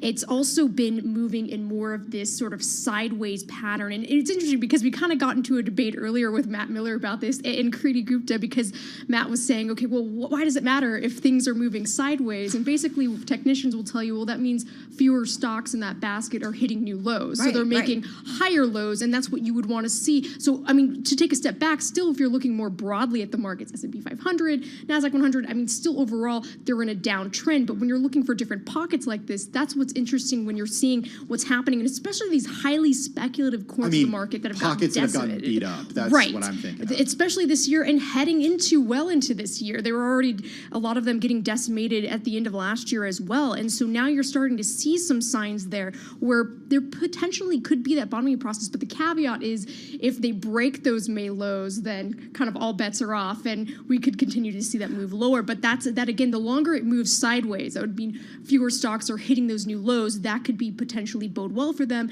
And then maybe eventually we could see that in the broader market. But those are very early indications when I'm talking to market technicians. Because technically what you're looking is for a settling of a new bottom. Yes. Correct, right? Correct. That it doesn't pierce it. Right. And then potentially create another leg down. Yes. And that's why if it goes sideways, that can be a positive. Yes. And then again, a lot of these names that have, I mean, some of them could gain 50%. They'd still be trading below their 200-day moving averages just because they've gotten hit so much this year. We and talked especially about Peloton. Even it bounced today. It's still down and again, 95% especially with Cathie Wood's very polarizing figure on Wall Street, but sort of her blaming what's been happening with, say, the Federal Reserve and inflation and sort of her arguments with those types of stocks, how they would perform better in a deflationary environment. She's still holding that argument, but it is interesting just looking at some of these baskets of stocks and how they've kind of turned around in some ways. I mean, not completely, but seeing some signs in the past month when you're looking at those winners of, say, typically energy versus what's happening with technology. And that's something I thought was really notable, and I wanted to put it in this column because I was watching it last week and I decided to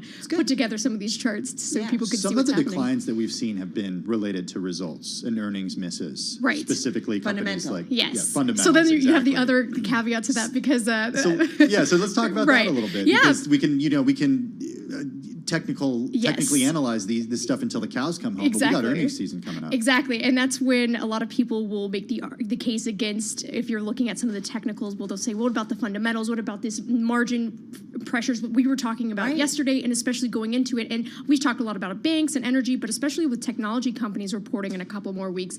Some analysts that I've talked to have said, even though they know that the second quarter is going to be pretty ugly, they're thinking that some of these technology names, even if those results aren't that great, if their outlooks are better than they're expected, they think those stocks could rip higher just because they've continued to drop. I mean, we're 6 months into this, even a little bit more than that now since we're in July. Right. So they're thinking that could present an opportunity because it's going to be one of those things where when I talk to strategists, they say we watch the technicals because there's going to be times where the fundamentals or the macro might not make as much sense because you'll get the earnings and it's kind of a head scratcher like, wait, this wasn't what we were expecting. It's not as good as we thought.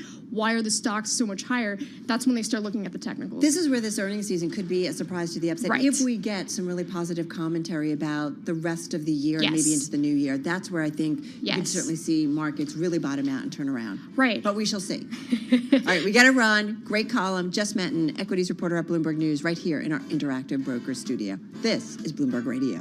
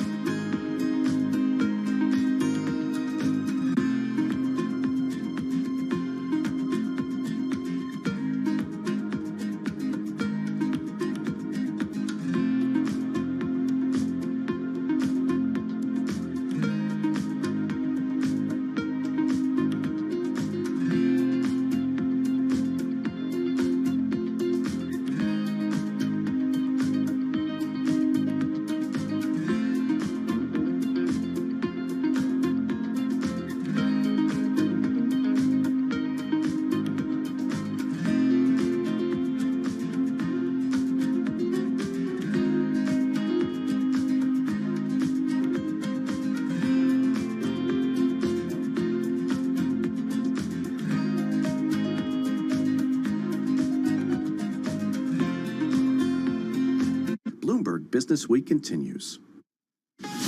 Broadcasting live from the Bloomberg Interactive Brokers Studio in New York. Bloomberg 1130. To Washington, D.C., Bloomberg 99.1. To Boston, Bloomberg 106.1. To San Francisco, Bloomberg 960. To the country, Sirius XM Channel 119. And around the globe, the Bloomberg Business app and BloombergRadio.com. This is Bloomberg Business Week. Yeah, this is Bloomberg Business Week live in our Interactive Broker studio. We're streaming on YouTube. And one of our most read stories on the Bloomberg has been all day is about what's going on in Heathrow.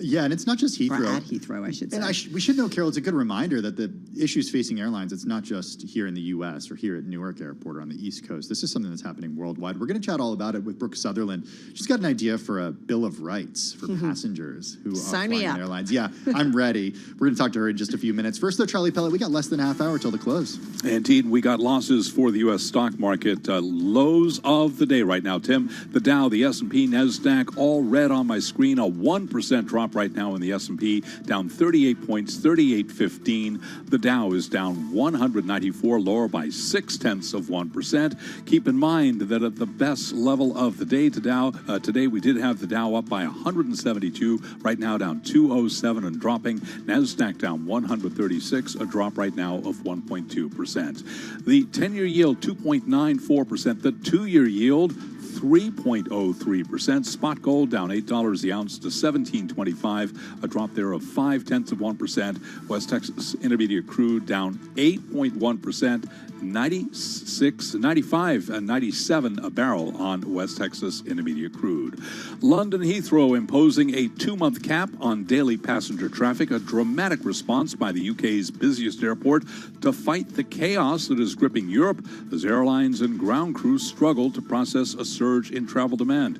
Ellen Wald is senior fellow at the Atlantic Council, and she says the Heathrow mess has important implications for oil markets. I think that the news of Heathrow reducing capacity could actually, or putting capacity limits, the idea that that could potentially reverberate across other airports could put a damper on travel and jet fuel demand as well. And we will have more on the topic, specifically those airport delays, coming up in just a moment right here on Bloomberg Business Week. Airline stocks, though, for the most part, they are all flying higher today.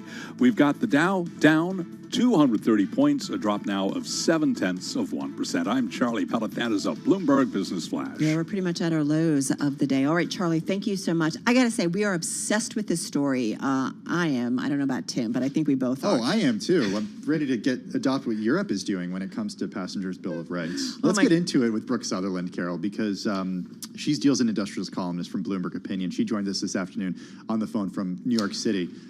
Well, and it's interesting because, we're coming off this story about Heathrow that's imposing a 2-month cap on daily passenger traffic. There's just so much going on in this industry. At the same time, Brooke, I don't know, first of all, great to have you here with us on the phone in New York City.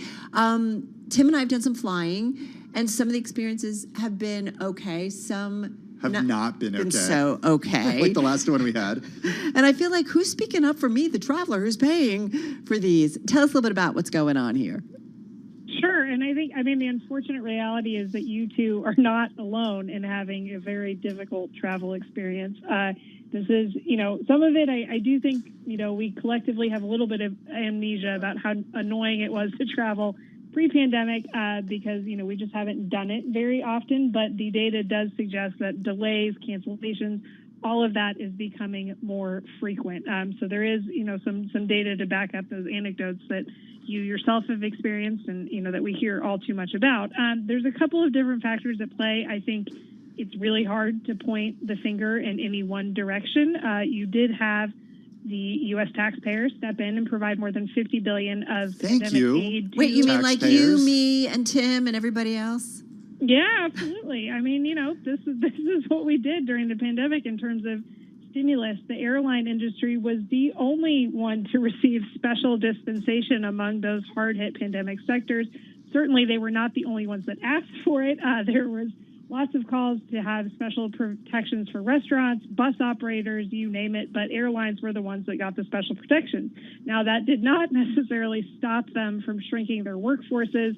They were bleeding cash pretty significantly, and so they leaned heavily on things like voluntary leave and early retirement offers. So they are now trying to ramp their staffing back up. We're seeing, especially domestically, demand above and beyond what we saw pre-pandemic. And so they're playing catch up with that. Now you also have some of these third-party operators who do things like baggage handling, catering. They're all facing staffing shortages. Air traffic control plays a role. We also have weather, that all popular, issue for delays and cancellations. Sometimes I get that delay or cancellation, and I see zero weather anywhere in the country. So I'm just going to say, weather in quotation marks. Weather meaning we couldn't Brooke, find a pilot? Yeah, exactly. Fair enough, yes. Brooke, I want to get an understanding of what this Bill of Rights could look like for U.S. travelers here, because right now, as you write, that passengers, if their flight is canceled, or then they're entitled to a full cash refund. It goes further in Europe. What happens in Europe if a plane is delayed, for example? It does. And so I think this is really interesting. First, to emphasize, I'm not suggesting that Europe is a sort of panacea for flight travel right now, because they certainly have issues of their own in terms of delays and cancellations. But there is more of a safeguard there, more consumer protections for when these travel experiences go awry. So in the U.S., you are entitled to a refund if the carrier cancels your flight, and that is a cash refund. And then you can theoretically get a refund if your flight is significantly delayed, but there's no definition for what is a significant delay. And the Department of Transportation decides this on a case-by-case basis. Just from a practical standpoint, that's a pain.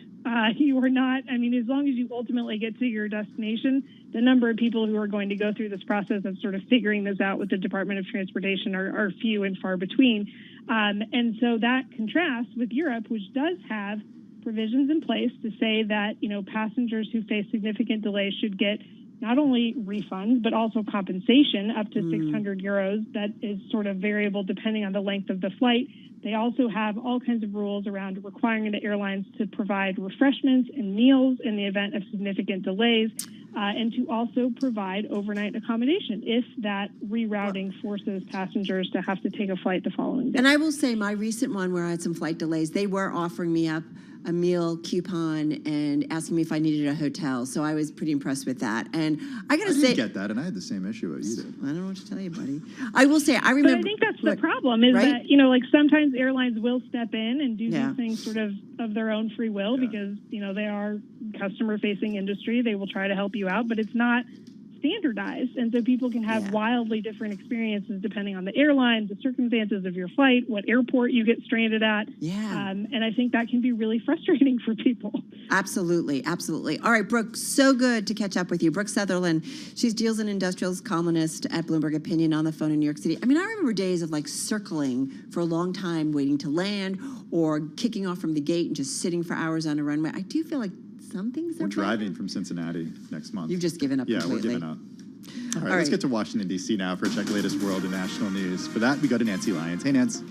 Thanks, Tim. The January 6th committee this afternoon is hearing from some of the rioters from the Capitol attack. Stephen Ayers is a Trump supporter who traveled to Washington from Ohio because he thought his presence was needed. I followed, President Trump, on all the websites, he basically put out, come to Stop the Steal rally, and I felt like I needed to be down here. Ayers was not the only Capitol rioter speaking today. There's also been testimony from Jason Van Tatenhove, who used to be a member of the Oath Keepers. He now calls that group a violent militia. The White House is urging Americans to get up to date on COVID vaccinations and to seek out free test kits and masks. That's as a new highly contagious Omicron variant sweeps the nation. CDC Director Dr. Rochelle Walensky says BA.5 now accounts for 65% of COVID cases and is driving a rise in hospitalizations. The 7-day average of hospital admissions is about 5,100 per day. And while this represents only a slight increase week over week, it does represent a doubling of hospital admissions since early May. Dr. Walensky spoke at a White House briefing on the COVID response. The Kremlin says Russian President Vladimir Putin will visit Iran next week after the U.S. warned that Tehran could provide Moscow with drones for its action in Ukraine. Putin will meet with Iranian and Turkish leaders during his trip, which is his first foreign trip outside republics of the former Soviet Union since he ordered Russia's February 24th invasion. Global news 24 hours a day, on air and on Bloomberg Quick Take, powered by more than 2,700 journalists and analysts in more than 120 countries. All right, Nance, thank you so much. Carol Master, Tim Stenovec, live in our Bloomberg Interactive Brokers studio, also streaming on YouTube. So we love our Steve Matthews. He covers the Fed, looks at Fed policy, looks at the economy. Really fun story, an interesting story, an engaging story on the Bloomberg terminal. It says no U.S. recession until an obscure panel of quote-unquote eggheads says it is so.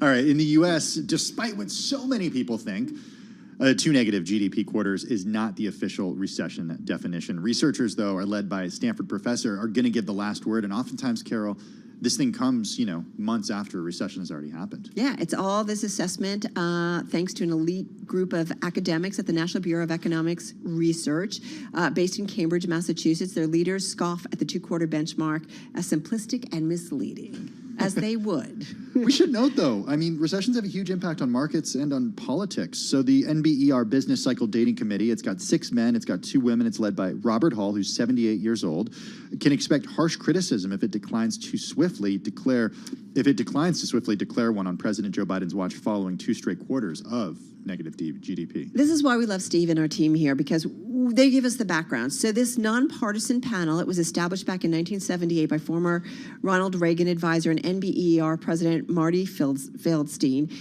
It's really gone out of its way to keep politics out of the process. The committee meets in secret, doesn't announce its gatherings in advance or even in retrospect, unless there's a press release declaring a formal decision. Dun, dun, dun, dun. I'm imagining secret society, robes, kind of a Yale chants. thing. Yeah. Handshake. Is this the secret handshake that Code declares word. that we're in a recession? 2 quarters, in order to get If you in. look over there and, white smoke comes up, we're in a recession. Funny. It typically takes the panel about a year, though, to decide on a recession call, though some decisions have been made in a few months, while others have taken almost twice as long. That's almost always well after recession has been widely recognized by Wall Street. So it's often after we've gone through it long past. Check out this story. We'll tweet it out in just a few minutes by Steve Matthews and the team. You're listening to Bloomberg Business Week, and this is Bloomberg Radio.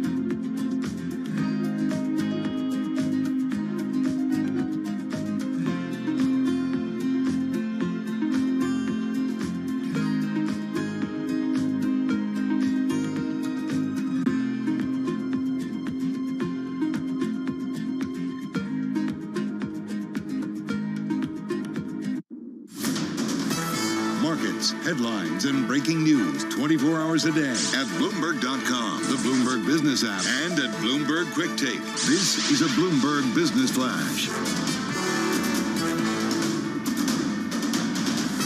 From Bloomberg World Headquarters, I'm Charlie Pellet. 13 minutes to go ahead of the closing bell. Stocks are slumping. In fact, we are at or near session lows. The Dow, the S&P, NASDAQ, all in the red ahead of that key inflation report, CPI, tomorrow morning. The Treasury curve inversion has deepened to levels last seen in 2007 amid fears that rate hikes will sink the American economy into a recession. Let's begin with the 10-year. The yield right now, 2.94%. The 2-year yield, 3.03%. The Dow, the S&P, NASDAQ all lower, with the S&P right now down 41, down 1.1%. The Dow, which had been up as many as 172 points, is now lower by 220. Big reversal. We've got the Dow down 0.7%. NASDAQ down 131, a decline of 1.1%. Spot gold down 8.80 the ounce to 17.25, a drop of 0.5%. Crude, major story today, selling off big time. West Texas Intermediate down 8.1%, down 8.43 a barrel to 95.66 on WTI. Recapping, 10-year yield 2.94%, S&P down 39, lower now by 1%. I'm Charlie Pellet, and that is a Bloomberg Business Flash. Thank you so much for that update, Charlie Pellet. It's 3:48 on Wall Street. The following is an editorial from Bloomberg Opinion. This editorial was written by the Bloomberg editorial board. Sympathy and outrage over last week's shocking assassination of former Japanese Prime Minister Shinzo Abe contributed to the sweeping victory of his Liberal Democratic Party in recent upper house elections. However much he owes the former Prime Minister, though, Japan's current leader, Fumio Kishida, must now find his own path. That will mean, for example, fleshing out his own economic vision for Japan. Kishida has called for a fairer and more inclusive new form of capitalism that can tackle inequality, in contrast to Abe's focus on growth. Ultimately, Kishida will need to implement tough reforms that even Abe couldn't manage, including making changes to Japan's rigid, seniority-based employment system. Japan would not be the country it is today had it not been for Abe's vision and drive. Kishida can best respect Abe's legacy by forging his own. This editorial was written by the Bloomberg editorial board. For more Bloomberg opinion, please go to Bloomberg.com/opinion or OPIN-GO on the Bloomberg terminal. This has been Bloomberg Opinion. I'm driving in my car. I turn on the radio. How about you let me drive? Oh, no. Who's gonna drive you home? Honey, please, I'll do the driving. Drive on. Excuse me, I want to drive. It's the question that drives us. This is the Drive to the Close. That funky music will drive us till the dawn. On Bloomberg Radio. All right, just about 10 minutes left in today's trading session, and we had seen, take it back about, 40 minutes or so, we really saw some selling deepening and hitting our lows of the session. We've bounced off those levels, but we're still down across the board. The NASDAQ, though, Tim, taking the biggest hit on a percentage basis, down about 1%. But we've talked about, to some extent, some light volume in all of this, but nonetheless, this is ahead of that important CPI print tomorrow. Yeah, let's get to Sandy Villery, portfolio manager at Villery & Co. Sandy joining us this afternoon on the phone from New Orleans. Sandy, good to have you back with us. How are you? Yeah, thanks, Tim. Doing well. Appreciate it. I love the way that you start out your notes here to our producer, Paul Brennan, who then passed them along to us. You said that you're 47 years old and that we're going to finish the first half of 2022 with the worst 6-month returns since you've been alive. So what's an investor to do seeing these 20% declines? Yeah, no, it's been an unbelievable start to the year, but I do think people can take advantage of some of this weakness, especially when you look at the Vanguard Growth Index is off about 28%. Year to date, Vanguard Value is off just 10%. So we would actually begin to chase some of those growth names that have really been left for dead and been beaten up, as opposed to going after the most crowded trade there is, which is buying the value names, the staples, the healthcare, the utility, and the telecom. So are you saying that the worst is behind us and that now's the time to get in? Or are you saying, if you have a 3 to 5 year time horizon, even if we see more declines in the second half of the year, you're still in a good place putting your money to work right now? Yeah, I think people don't really want to buy stocks quite yet, not until, we'll see the inflation number tomorrow. And then two things are kind of happening at once. You're going to have all these companies reporting second quarter earnings, which are coming out, now through the next, let's call it the end of July. We'll see the bulk of them. And I think companies in general are going to report good numbers, but they're going to use that as an opportunity to probably guide down, or, just kind of moderate expectations. And I think that's one thing that people may want to just wait for. And then, really the second is really just where, what the Fed does at the end of their meeting, July 27th, when they go ahead and raise that, it's all but a foregone conclusion. They're going to raise 75 basis points. So if you can, own them, right after that, I think that's going to set the lows for the market as things get reset. All right, Sandy, your portfolio manager, you've got money to put to work. You've got to figure it out for your investors. Let's get to some names that you brought to our attention. On Semiconductor is one that you like. Ticker is ON. Tell me why. The stock's off about 21% year to date. It's a semi-device maker. Why this particular name?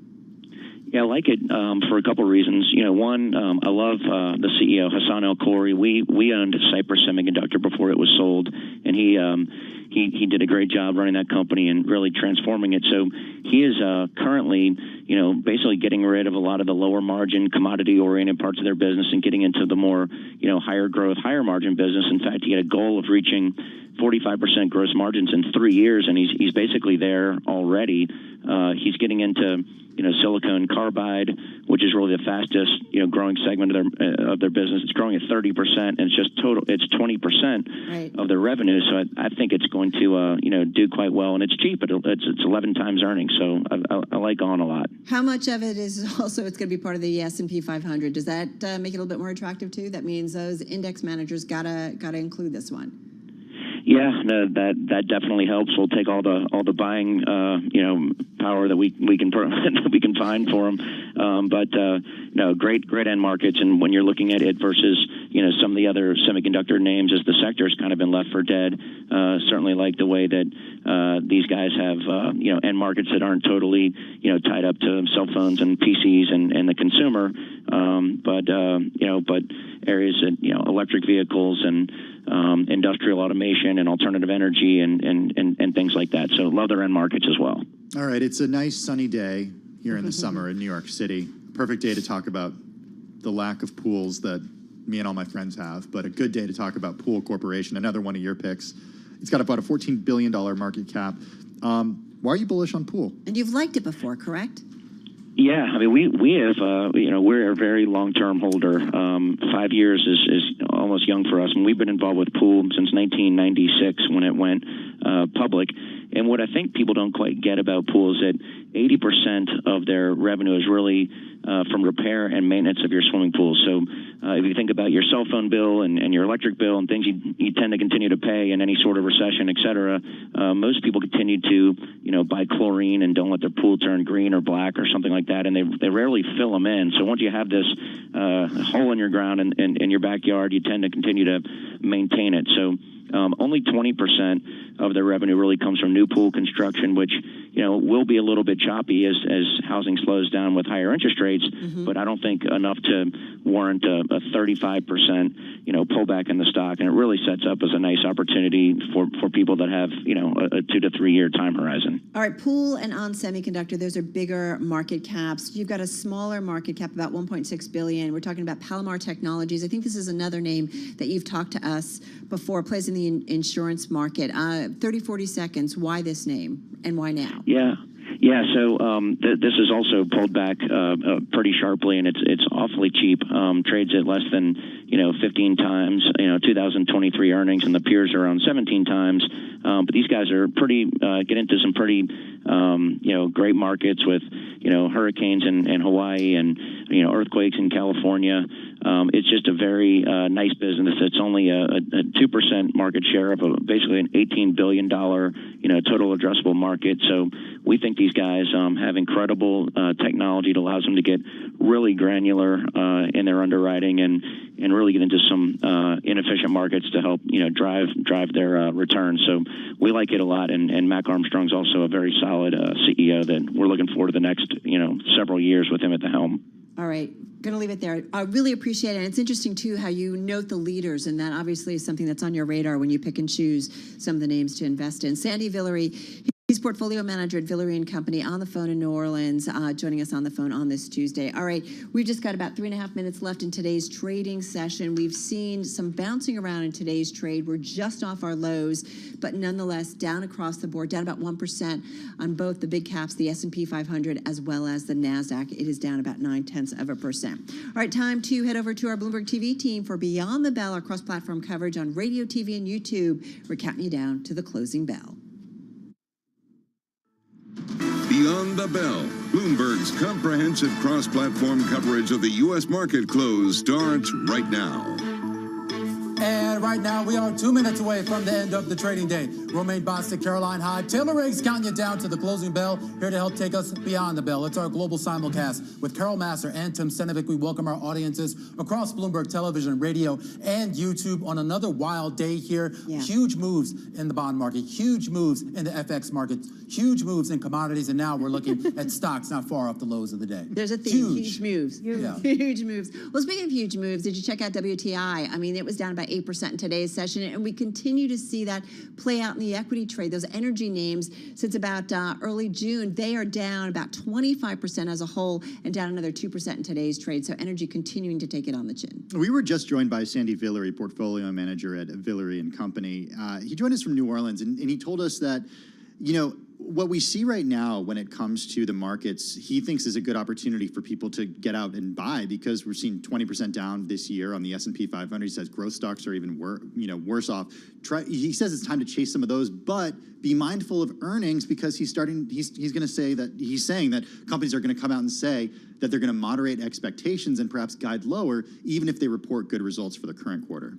Yeah, and you've got to take on those big algo sell programs that apparently we saw at about 3 o'clock today. That was what's been highlighted by the MLive blog. Always great to really be showing what's happening in terms of forced program selling, what that means towards all the volume coming. But remember, overall volume is pretty light on the day, so perhaps we can get these more volatile moves. We had it in the oil market from our guest earlier, Romaine, and maybe that's happening in the stock market as well today. Yeah, well, I think that light volatility and, of course, some concerns about the economy and the earnings season setting us up right now for what's going to be a third day of declines for the S&P 500 as we get the closing bells here in New York. The S&P 500 is going to finish the day down roughly 34 points as we wait for these numbers to settle, down about 0.9%. The Dow Jones Industrial Average down 188 to 189 points, down 0.6%. The NASDAQ Composite down about 108 points, or about, we'll just call it 1% here as we round up here in the Russell 2000. The relative outperformer of the day, though it is still down by about 4 points to 0.2%. All right, I said it before, I'm going to say it again. Those airline stocks, really some major outperformance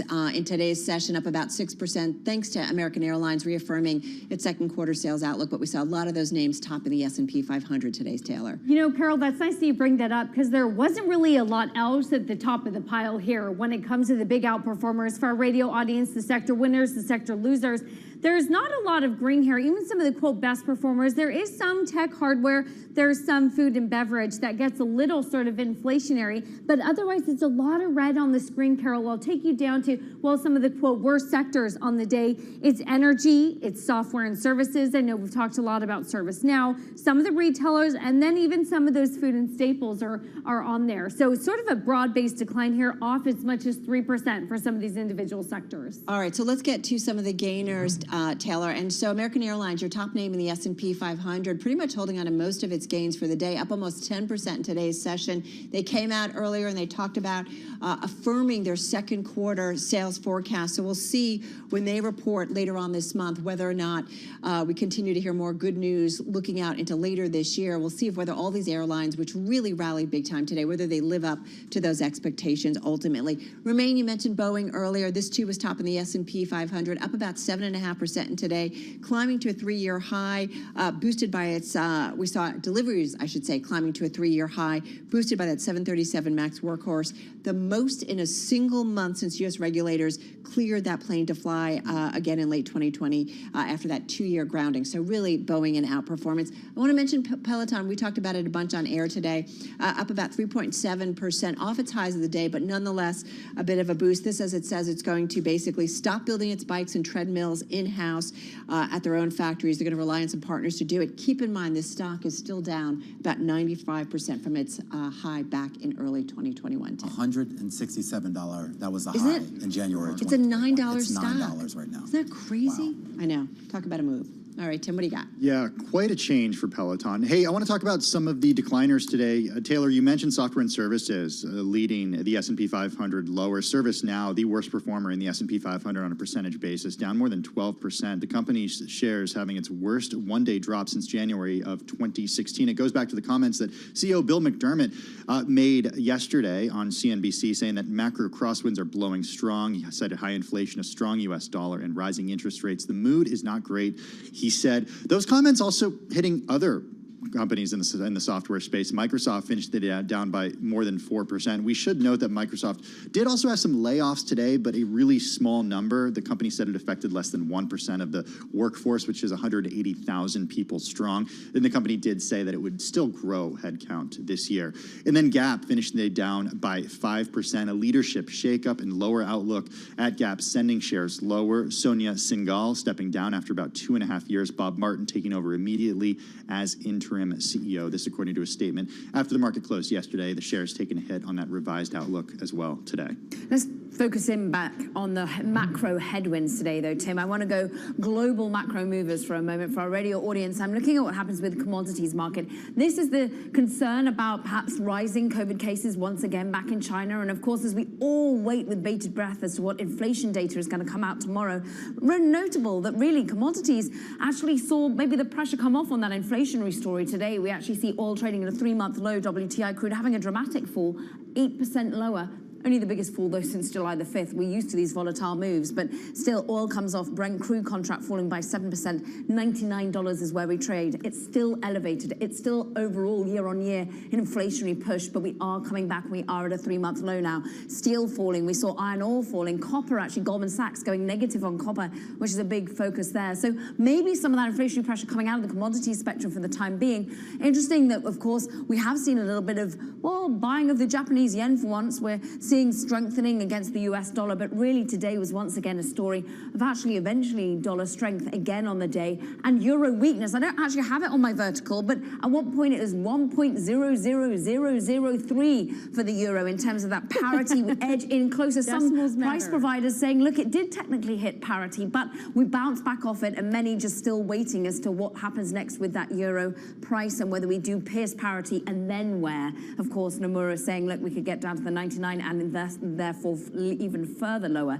as they battle against painful prices in energy and, of course, an ECB that isn't as willing to go hawkish like the Federal Reserve. And we look at a flight to havens across Europe. Money goes into the Belgian bond market, the Irish bond market, French yields coming down some 16 basis points, Taylor. Similar here within full faith and credit, Caroline. Sort of another second day of price higher, yield lower, perhaps some of the uncertainty, some of those sort of recessionary fears flocking investors back into the classic safe haven, which is the Treasury bond market. Romaine, I think you made an interesting point, though, earlier in the introduction when you were talking about sort of the huge moves that we've had.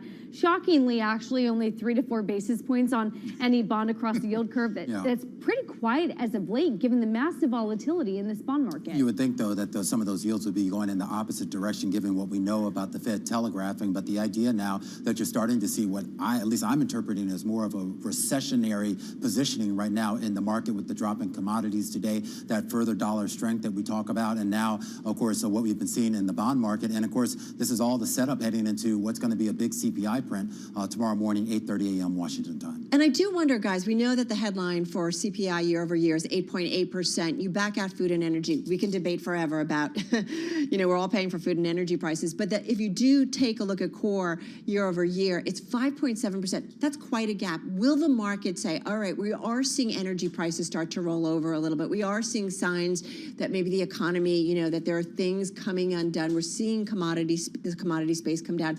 Do investors kind of pick it apart? Oh, that headline number, Yes. if it comes in. Yeah. Right. Because you Like, strip what do out they food and focus energy, on? and you're Right. going to look at the high cost of durable goods, the high cost of apparel, the higher cost of services. You're buying an airline ticket. That's great for American Airlines, but it's going to hit your wallet in a way that maybe you rethink some of those trips. So we ignore core, right? I don't ignore anything. I mean, I think I'm not even trying to be funny. I think the food and energy costs, I think, were ignored for too long, and I think even Jay Powell has kind of admitted that. Of course, he also admits that the Fed can't do a whole lot about the core, which is why they choose not to sort of focus on that part of it and focus on the stuff that they feel like their policy has control over. Really notable range when it comes to estimates from economists surveyed by Bloomberg. As I mentioned, 8.8% is what they're estimating, but the lowest estimate, the low end, 8.1%, the highest 8.9%. The question is, does this thing come in over 9%?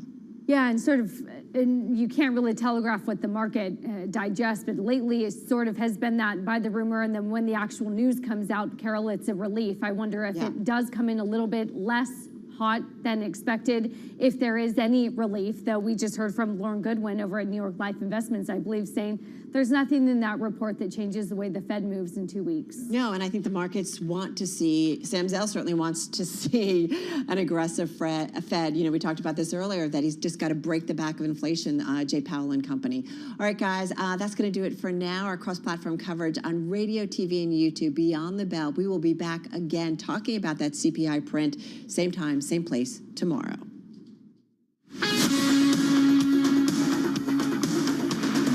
You're listening to Bloomberg Business Week with Carol Messer and Bloomberg Quick Takes Tim Stenovic on Bloomberg Radio. All right, but I do think about, I look at that CPI year over year, 8.8%, that's a big number. Ex food and energy, 5.7%. That's still a big number.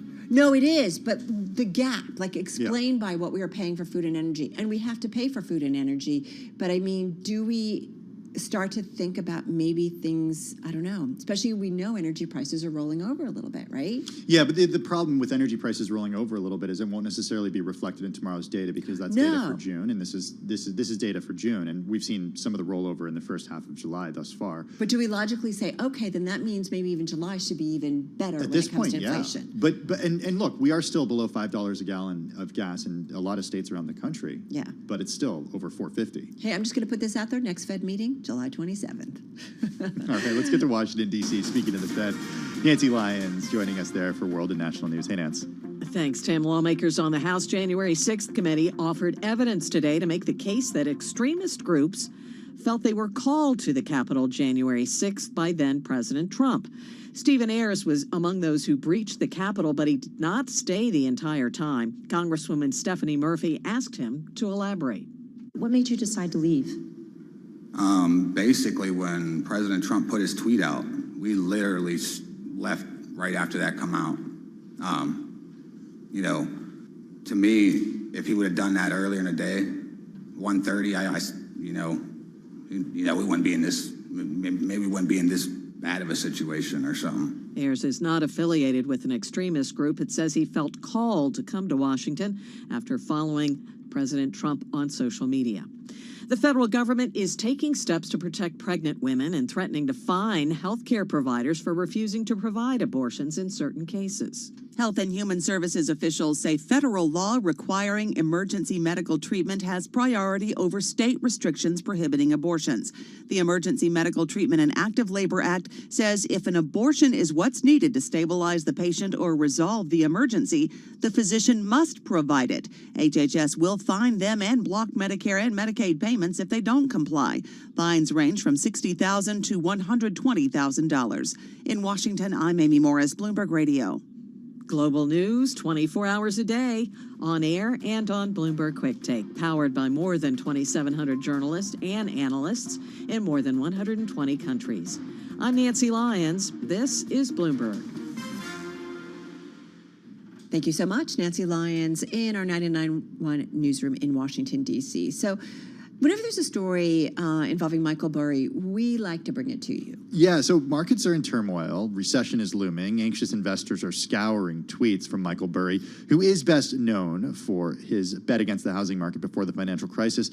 He's kind of an unlikely Twitter star, Claire Ballantyne writes in her piece. His cryptic tweets, which disappear from his account at some point after they're published, have captivated worried traders looking for guidance in an uncertain and rapidly changing investment world. Love this story. Ranging from his views on the Fed to inflation to the recent stock market plunge, the tweets reflect increasing fears of an economic downturn at a time when Americans are already reeling from soaring inflation and a lack of affordable housing, although we are seeing some of that roll over, too, in terms of housing. Burry is validating that sense of dread and his accurate bet on the housing market crash. It does give him credibility, even to newbie investors that haven't experienced a recession before. This, according to Peter Atwater, professor of economics at the College of William and Mary, a good friend of our show here at Bloomberg Business Week. Absolutely. Peter Atwater saying there's an intense level of vulnerability today. In times of uncertainty, we are predisposed to follow other people, right? We're looking for some guidance. Since he was immortalized in Michael Lewis's book, The Big Short, and the subsequent movie in which he was portrayed by Christian Bale, the founder of Scion Asset Management, Michael Burry, has become a household name despite rarely making public appearances or statements. The website for his firm features only a deep blue background overlaid with a faded map of the world and a contact page. Okay, so you might follow him on Twitter. I follow him on Twitter, but I'm always confused about who it is because he goes by a pseudonym, Cassandra BC. It's an apparent reference to the priestess in Greek mythology who was fated to tell true prophecies that were never believed. He's not following any other accounts, but he's got close to over 930,000 followers. He declined a request for comment for this story. Yeah, I think it's kind of interesting, though. But, because he was so spot on when many people wouldn't believe him, you really kind of care about what he has to say. Yeah, you do. I love that they also just disappear. controversial. Yeah. It's got some, ephemeral nature of him, too. Yeah, exactly.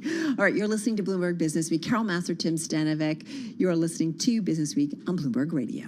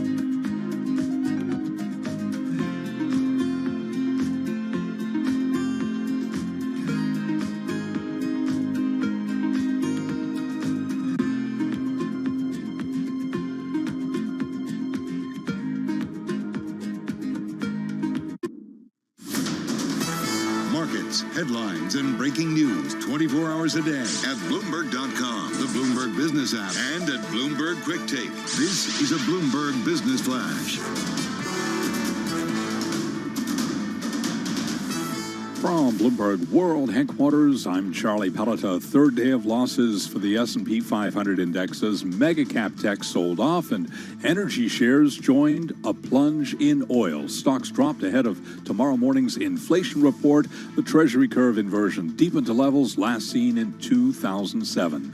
The 10-year's at 2.97%, the 2-year 3.04%. S&P down 35, down 0.9%. The Dow down 192, down 0.6. NASDAQ down 107, a decline there of just about 1%. Spot gold down $8.50 the ounce to $17.25, a decline of 0.5%. West Texas Intermediate crude down 8.1%, 95.69 a barrel on WTI. Again, recapping stocks lower. S&P down 35, down 0.9. I'm Charlie Pelleton. That is a Bloomberg Business Flash. All right, Charlie, thank you so much. Well, Fort Robotics closing another round of funding today, $25 million, a Series B funding led by Tiger Global, bringing the company's total funding raised to over $41 million. So with how they're going to use the money, a look at the business, we have so many questions for our next guest. Very pleased to have in the studio with us Samuel Reeves, the founder and CEO of Fort Robotics. He's with us in the Bloomberg Interactive Brokers studio right now. Samuel, good to have you with us. Congratulations on the round. Thank you very I want much. to talk about the company in just a second, but first, what's it like raising money in an environment like this? Well, it's certainly a challenge, but we're attached to a big macro trend. We're a part of the fourth industrial revolution, and regardless of what happens in any momentary downturn, this is a generational shift in the way the world works. So there's still a lot of money out there. And if you look at like 2020, 2021, there's still a lot of dry powder. So There is, but was it noticeably different raising this round in terms of how long it took, the conversations you had to have, the time it took from talking to these LPs to actually get them to sign on the dotted line? Give us some color there. I mean, I think automation is unique. So what was noticeably different for us is that the world is now bought into the idea that everything's going autonomous. So we're kind of special in that way. Robotics funding is still going strong. So I think a lot of folks are seeing a turn down, but we actually had a lot of interest in the round and ultimately came on a set of partners we're really happy about. Well, tell us a little bit more about your business. You guys have been around since 2018, correct? Yep. So tell us, because it's not like you're creating the cool Elon Musk humanoid robot. You're we create a lot of cool stuff. He hasn't created that yet, though. But you're controlling the devices, and you're also playing into the security side of this. Right. So explain a little bit about what you guys do. Who are some of your big customers? Sure. Fort is a communications platform for smart machines. So we have this unique fusion between safety and security that enables us to deliver information to these machines that they can trust. And so that lets them address what globally we term as the huge risk of the next generation of automation. So just come out and say it. They're going to kill us. They're not going to kill us if they have the Ford platform. But this is the so it's not that you're making the robots, right? No. We're here to help other people make them. Yeah. You have the platform that helps people program them, communicate with them. Right. And the fact is, autonomous robotics is still a developing field. I mean, AI has reached a great point of development, but it's still in development. And these machines are still perceiving the world and acting on the world in a way that is in progress. And so if they're going to be moving around in unstructured environments around people, that poses a huge amount of safety risk. Conversely, if they're connected to the internet, they're all connected to the internet. And so they're all exposed to huge security risks. So whether it's safety risk or security risk, there's a lot of risk on this mega trend. So that's what we're out here to help people address. Well, tell us a little bit about some of your major customers, right? You play in the OEM market. I mean, I'm thinking warehousing, agriculture, construction, manufacturing, mining, transportation, delivery. I mean, you play into so many aspects of our world. Tell us about some of the customers, what kind of demand you're seeing, and what it tells you maybe about our macroeconomic environment. Sure. So we have about 300 customers. About 20% of those are really big companies, so Fortune 1000 size customers. Right. They Anybody spread. we know? Oh, so you'll. When you're public, I'll be able to actually pull it up on a Bloomberg function. Right. So it's interesting. We're integrated into everybody's technology roadmap. So we hold a lot of proprietary information about what all these companies are doing. So they get really touchy about us talking about them. But a few that have been public about using Ford are Toyota Material Handling. They're the biggest forklift manufacturer in the world. Boston Dynamics, you've probably seen there. We've seen those videos of the dog looking very humanoid YouTube friendly, robots, too. right? So they did a 60 Minutes where one of our products had a little cameo appearance. Hexagon, big Swedish conglomerate, they make control systems for pretty much every production environment. So what does it Companies tell you? like that. So tell me about the demand, that you're seeing from such a cross section of so many different industries that play into our global economy. What's the demand that you're seeing, and what does it tell you about? We're all at this juncture, right, of trying to figure out, okay, recession, what's next? Europe's dealing with problems, Asia's dealing with problems, we are dealing with problems. What does the outlook and the demand, based on what you're seeing, what does it tell you about the economic outlook? Well, I mean, I think everybody that makes a machine and everybody that uses a machine is thinking about automating it. And this came from the labor shortages that were pre-COVID. I mean, there are a lot of discussions of labor shortages now in the post-COVID world where, like Heathrow Airport today saying they're curtailing flights because they can't have enough workers to move the luggage around, right?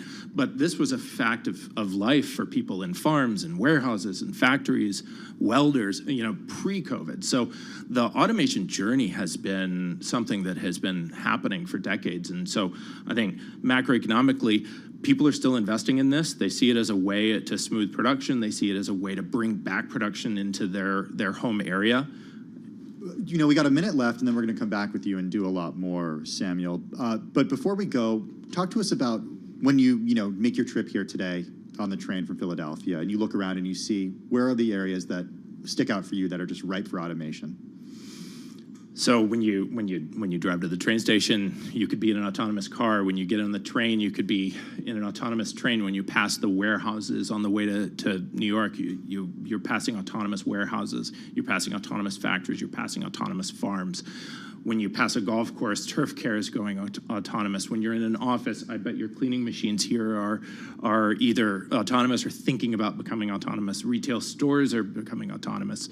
And that's before we get to the really visible things like the cars that have gotten a lot of attention lately. I do think about it when we were flying a bunch too, like how much more we were doing. And we'll talk about this, Sam. The experience wasn't retailer. great. I remember, Carol, we flew together, and you're like, okay, who do I give this to? And I'm like, sorry, Carol, there's nobody here. Nobody around, and we were taking care of everything. And I do think about it retail. Increasingly, I do self-checkout. Like they, all right, we're going to talk about that because that has implications for the labor market. Although there's the flip side of this of needing people who know how to make all the stuff that you are doing. We're going to come back to Samuel Reeves, founder and CEO at Fort Robotics. This is Bloomberg.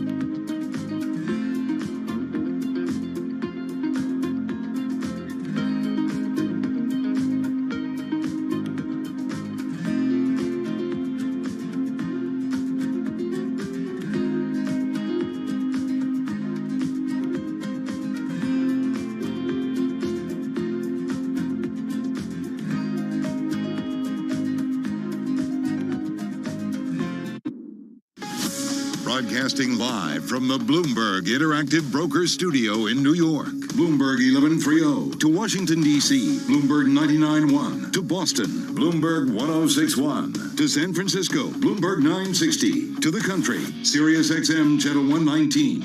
And around the globe, the Bloomberg Business app and BloombergRadio.com. This is Bloomberg Business Week. All right, you are listening and watching Bloomberg Business Week on YouTube. Carol Master, along with Tim Stanovic. We're going to get back to Samuel Reeves, founder and CEO of Fort Robotics, in just a moment. In the meantime... Yeah, let's get a check on everything happening after hours. Here's Charlie Pellet. Hi, thank you very much. And we are awaiting tomorrow morning's inflation report. That CPI report breaks 8:30 a.m. Wall Street time. Complete coverage, as you've come to expect over the years, right here on Bloomberg Radio. The Treasury curve inversion has deepened to levels last seen in 2007 amid fears that rate hikes will sink the economy into a recession. S&P 500 index slid into the close as mega-cap tech shares sold off. So today we had the Dow, the S&P, NASDAQ all lower. The Dow had been positive for much of the session, at one point up by 172 points. The Dow ended the day down 192, down 0.6%. S&P down for a third day, falling 35 points, down 0.9%. NASDAQ down 107, a drop there of 1%. Yield curve inversion, 10-year yield 2.97%, the 2-year 3.04%. Spot gold down $8 the ounce to $17.25, drop there of 0.5%. And we've got West Texas Intermediate crude today down 8%, 95.76 for a barrel of WTI. Sandy Villery is portfolio manager at Villery & Company. And right here on Bloomberg Business Week, he told us he is expecting companies to guide lower when they start to report earnings. So you're going to have all these companies reporting second quarter earnings, which are coming out, now through the next, let's call it the end of July. We'll see the bulk of them. And I think companies in general are going to report good numbers, but they're going to use that as an opportunity to probably guide down, or just kind of moderate expectations. And bank earnings next in focus. J.P. Morgan Chase reports Thursday. Also this week, Morgan Stanley, Citigroup, and Wells Fargo will all be reporting.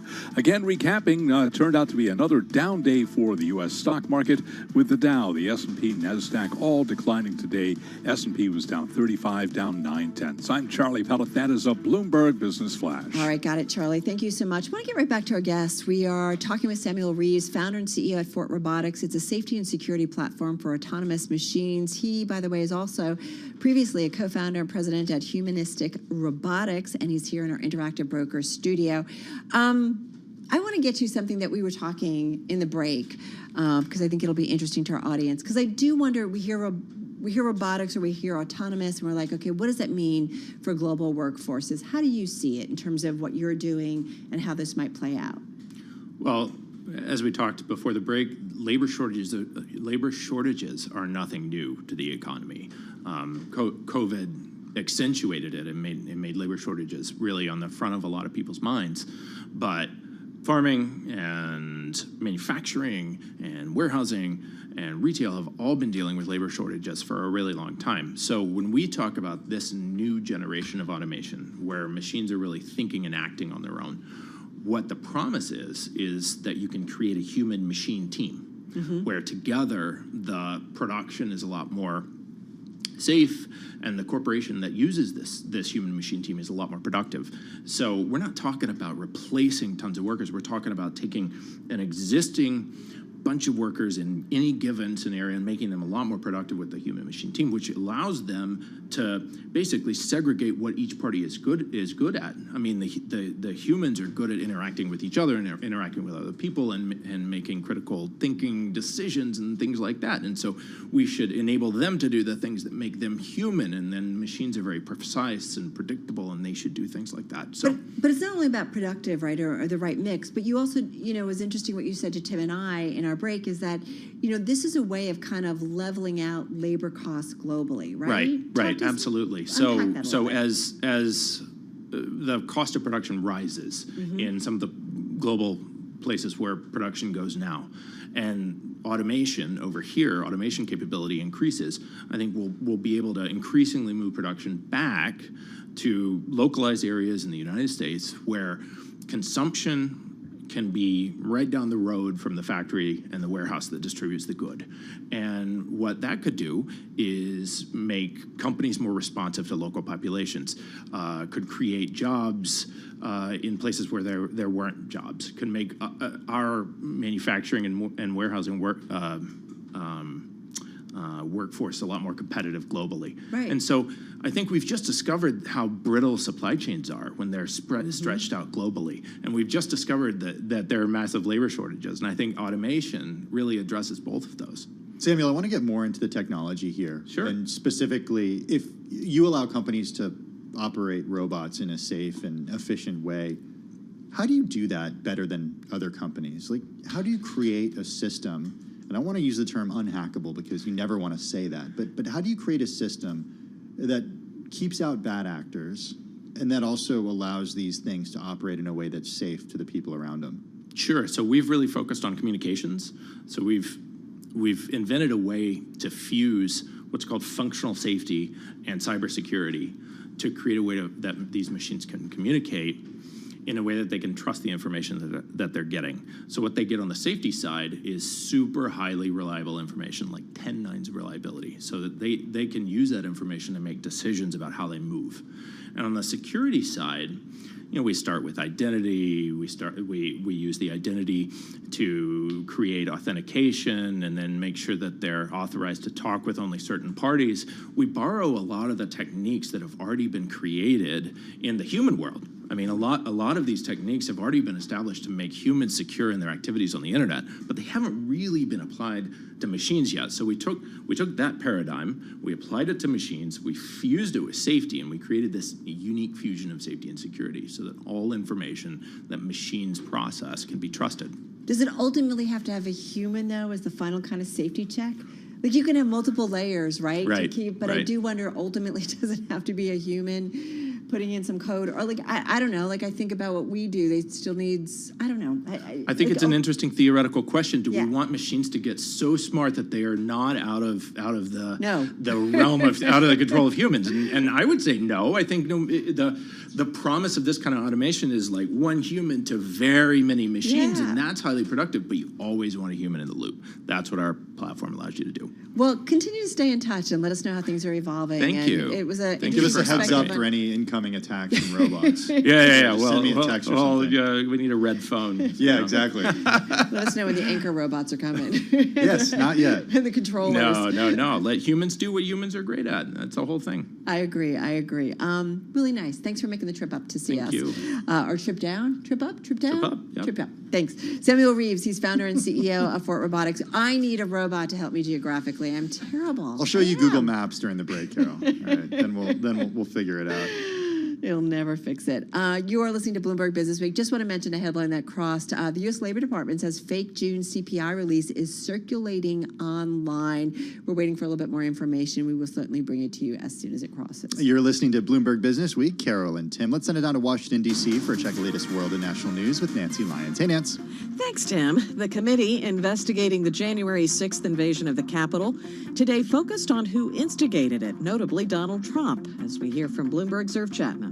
Advisor Steve Bannon spoke to the president the day before the insurrection, then went on the air. All hell is going to break loose. Strap in. Jason van Tatenhove, a former spokesman for the militia group Oath Keepers. This could have been the spark that started a new civil war. Stephen Ayers, who pleaded guilty to entering the Capitol, said he was a social media Trump follower. I was hanging on every word he was saying. Everything he was putting out, I was following it. I mean, I felt like I had, like horse blinders on. Ayers said he left the Capitol when Trump tweeted he should after 3 hours.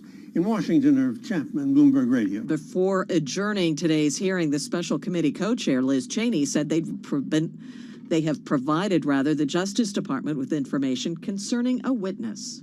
After our last hearing, President Trump tried to call a witness in our investigation, a witness you have not yet seen in these hearings. That person declined to answer or respond to President Trump's call and instead alerted their lawyer to the call. And the lawyer contacted the committee. Cheney says they will take any effort to influence witness testimony very seriously. Well, Succession leads the pack in the Emmy nominations announced today. The satirical drama about the rich garnered 25 nominations, and among its competitors is Squid Game, that earned 14 nominations. Global news 24 hours a day, on air and on Bloomberg Quick Take, powered by more than 2,700 journalists and analysts in more than 120 countries. All right, Nancy Lyons, thank you so much. You are listening to Bloomberg Business Week in our Interactive Broker studio, watching us on YouTube. So, all right, we want to get to this story. Olivia Rockman crossing it, but it was a recent headline. The U.S. Bureau of Labor Statistics saying today, just a short while ago, that a release circulating online purporting to show hotly anticipated June inflation figures was a forgery. I got to tell you, Carol, you were right about this because you did mention during one of our breaks, I wonder if that's why we saw stocks move to session lows at one point during the afternoon, because for much of the day, stocks were really flat. And then we did see them move lower after 3 o'clock. As Olivia writes, the stocks slumped to a session lows around the time the fake release started making the rounds on social media. It made me wonder, like whenever I see, especially before a really important economic print or something, whether or not there was some information that got out early, and that's why investors, it was just speculation on my part, but the release that circulated online today attempted to mimic the formatting of the prior month's CPI report, but with different dates and numbers.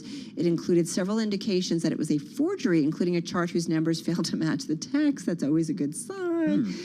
Here's what a Bureau of Labor statistics said. A spokesperson said, and this is a quote, "We are aware of a fake version of the June 2022 Consumer Price Index news release that is being circulated online." This was an emailed statement. Okay, so some, I don't want to ascribe intent to anything, but we don't know the intent. But, you see some, that's why you got to be vigilant, Carol. That's why you need, to control these bots. Exactly. Yeah, that's a good point. Just a reminder, the numbers that we're looking for tomorrow, 8:30 a.m. Wall Street time. Year over year, Consumer Price Index set to show an increase of 8.6%. That is, according to economists surveyed by Bloomberg, 8.1 to 8.9%. No, 8.8. 8.8. Did I say 8.6? Yeah, 8.6 was the prior. 8.6 was prior.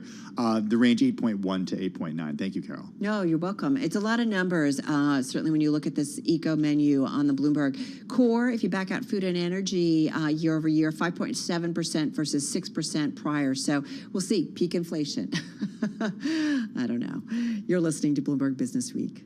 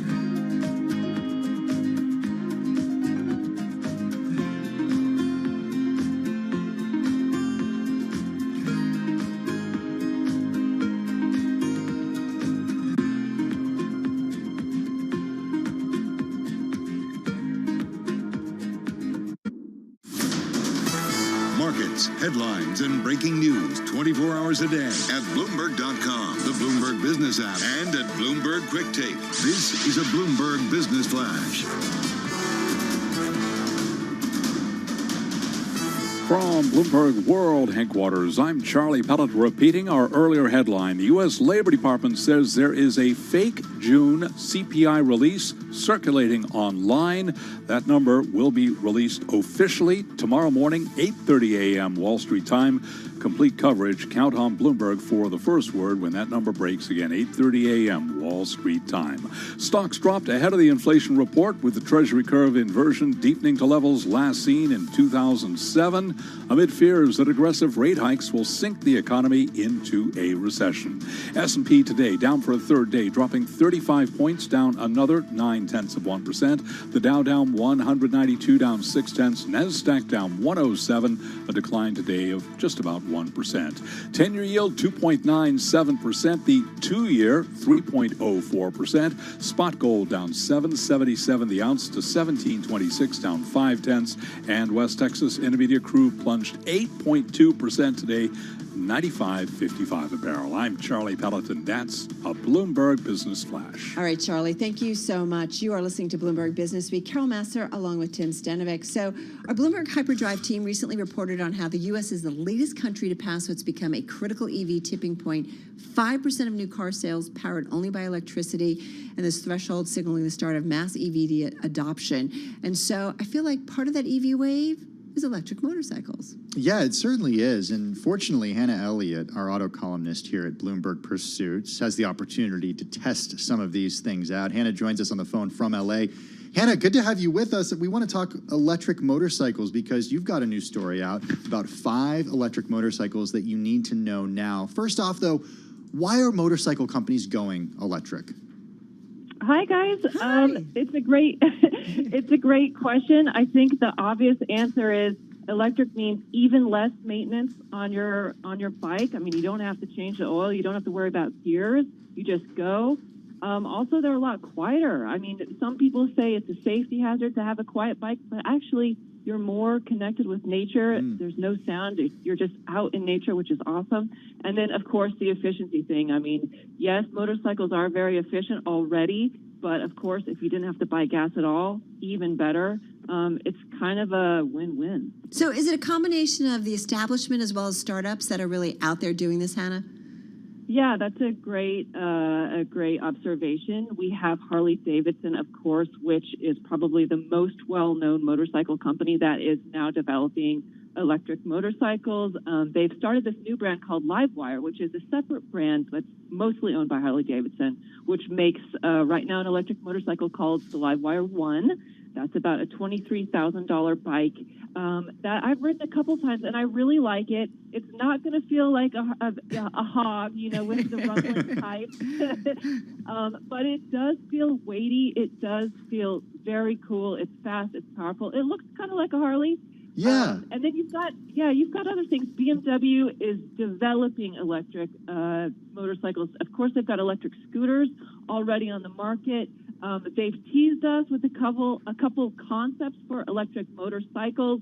We have yet to see that, but I think it's coming. And Kawasaki, of course, has also announced that they will be developing up to 5 new electric motorcycle models in the coming years. Hannah, I'm looking at the pictures in your story, and the Livewire 1, which is the Harley-Davidson spinoff, it's $23,000.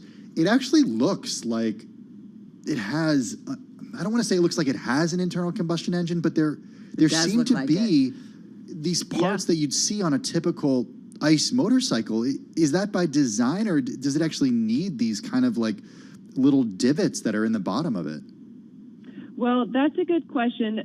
Some of the divots that I think you're referring to are actual screws that are going in to hold components to the frame of the bike. The big thing that you see in the body of the bike is the battery, and that actually is the biggest conflict that we see with motorcycles, because the heavier they are, of course, the lower range, but like you do want a big battery for a bike to make it feel powerful. So Harley-Davidson is really trying to balance this idea of a battery that can go far, can go many miles and have a wide range of battery life, but also something that's light enough that it's not so heavy that it feels terrible to ride. What you're seeing in the middle is the battery. All right, so let's talk range and charge. What are the stats that we're seeing on some of these?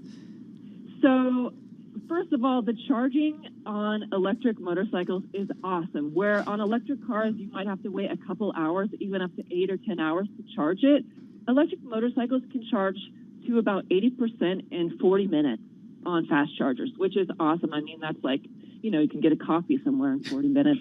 That's about the going rate. And then for range, one that I really like is the motorcycles from a company called Zero, which is a California company. And they can go 120 miles or so in combined riding, city and highway. And that's a pretty good range for an electric bike. Some of the smaller ones, like if we talk about electric Vespas, they might only get around 50 or 60 miles of riding on a charge. But for the actual bikes, you can expect around 100 miles of range. Some of the higher ones like Zero, like I said, will get up to 120 or 130. We have some room for improvement there. I think we could go even higher. Is that really a motorcycle? I love you, Vespa, but come on, Anna. It's got 2 wheels It's and a motor. It's got 2 wheels, and you do need a motorcycle license to ride it. So I guess that's how I'm making the cutoff. All right, Sorry for the shade. I agree. I'm on Team Hannah here. Hey, Hannah. What about when it comes to how they feel to accelerate? Because one thing that, and you know this all too well because you've driven so many electric vehicles. When it comes to electric cars, they are quick. I mean, we're talking 0 to 60 in the time of supercars for Teslas, right? So what does it feel like when people don't really complain that motorcycles are slow by any means, but are these things as quick as their car counterparts? Yes. They feel awesome. It's the same as the car. It's instant torque. The minute you twist I'm going to call it the accelerator, on the right side, the minute you twist, you go. You're instantly off the line. There's no waiting to put anything in gear because there are no gears, which is kind of awesome. It feels very futuristic and fun. All right, speaking of futuristic, this is what's cool, and I'm so glad. I'm sorry for everybody on radio. We will tweet out Hannah's story for you guys on YouTube. I think you're getting to see some of the pictures. The Tarform Luna, talk about futuristic looking. It's so cool, isn't it? It I is. can't wait. I mean, and they have, they've said it's production ready. There may have been 1 or 2 that were delivered. We're still waiting to see a lot of them on the streets. But I just love this, look where it's like a hammered aluminum tank, and it's very Cafe Racer, but like a Cafe Racer from 50 years in the future. It is cool. The tires look kind of narrow though. Yeah. The thing with these bikes is, for me, they're the future. I'm not really tied into, a motorcycle needs to be super loud and, very macho. These things are sleek, they're fast, they look awesome, they're easy to maintain. And for me, they really actually expose you even more to the joy of riding a motorcycle, which is being outdoors. You get all the smells, the sound. It's great. I don't know if Matt Miller's listening, but Matt Miller, I'm wondering if he's ordered any of these. No, he's all about the internal combustion. The he needs to vroom, hear. He needs to hear right? the hog. He's the yin to my yang. The two of us, we cover the whole spectrum there. He is indeed. All right, kiddo. So great to catch up with you. We're going to put your story out on Twitter so everybody can see the pictures. Be well and stay safe. Hannah Elliott, auto columnist at Bloomberg Pursuits, joining us on the phone from Los Angeles. Very cool, though. Very futuristic. Things are quick. I know. Have you ridden a motorcycle? I've ridden one. I've been never a passenger. Yeah, I've been a passenger. I've never actually been a driver. You need a license, Carol. Once 3 in a motorcycle. That was not cool. You once 3 people? Yeah, sometimes you're young and reckless. This is a story I got to hear sometime. All right, everybody. Just a few minutes left in our edition. Don't forget, CPI print. We'll be talking about it tomorrow, 8:30 a.m. Wall Street time. The surveillance team will be breaking it down. 8.8% is that core number year over year. No, the core number is 5.7%. The headline number is at 8.8%. For Tim Stanovic, have a great night. You too, Carol. All right, and everybody else, stay safe, stay sound. I'm Carol Masser.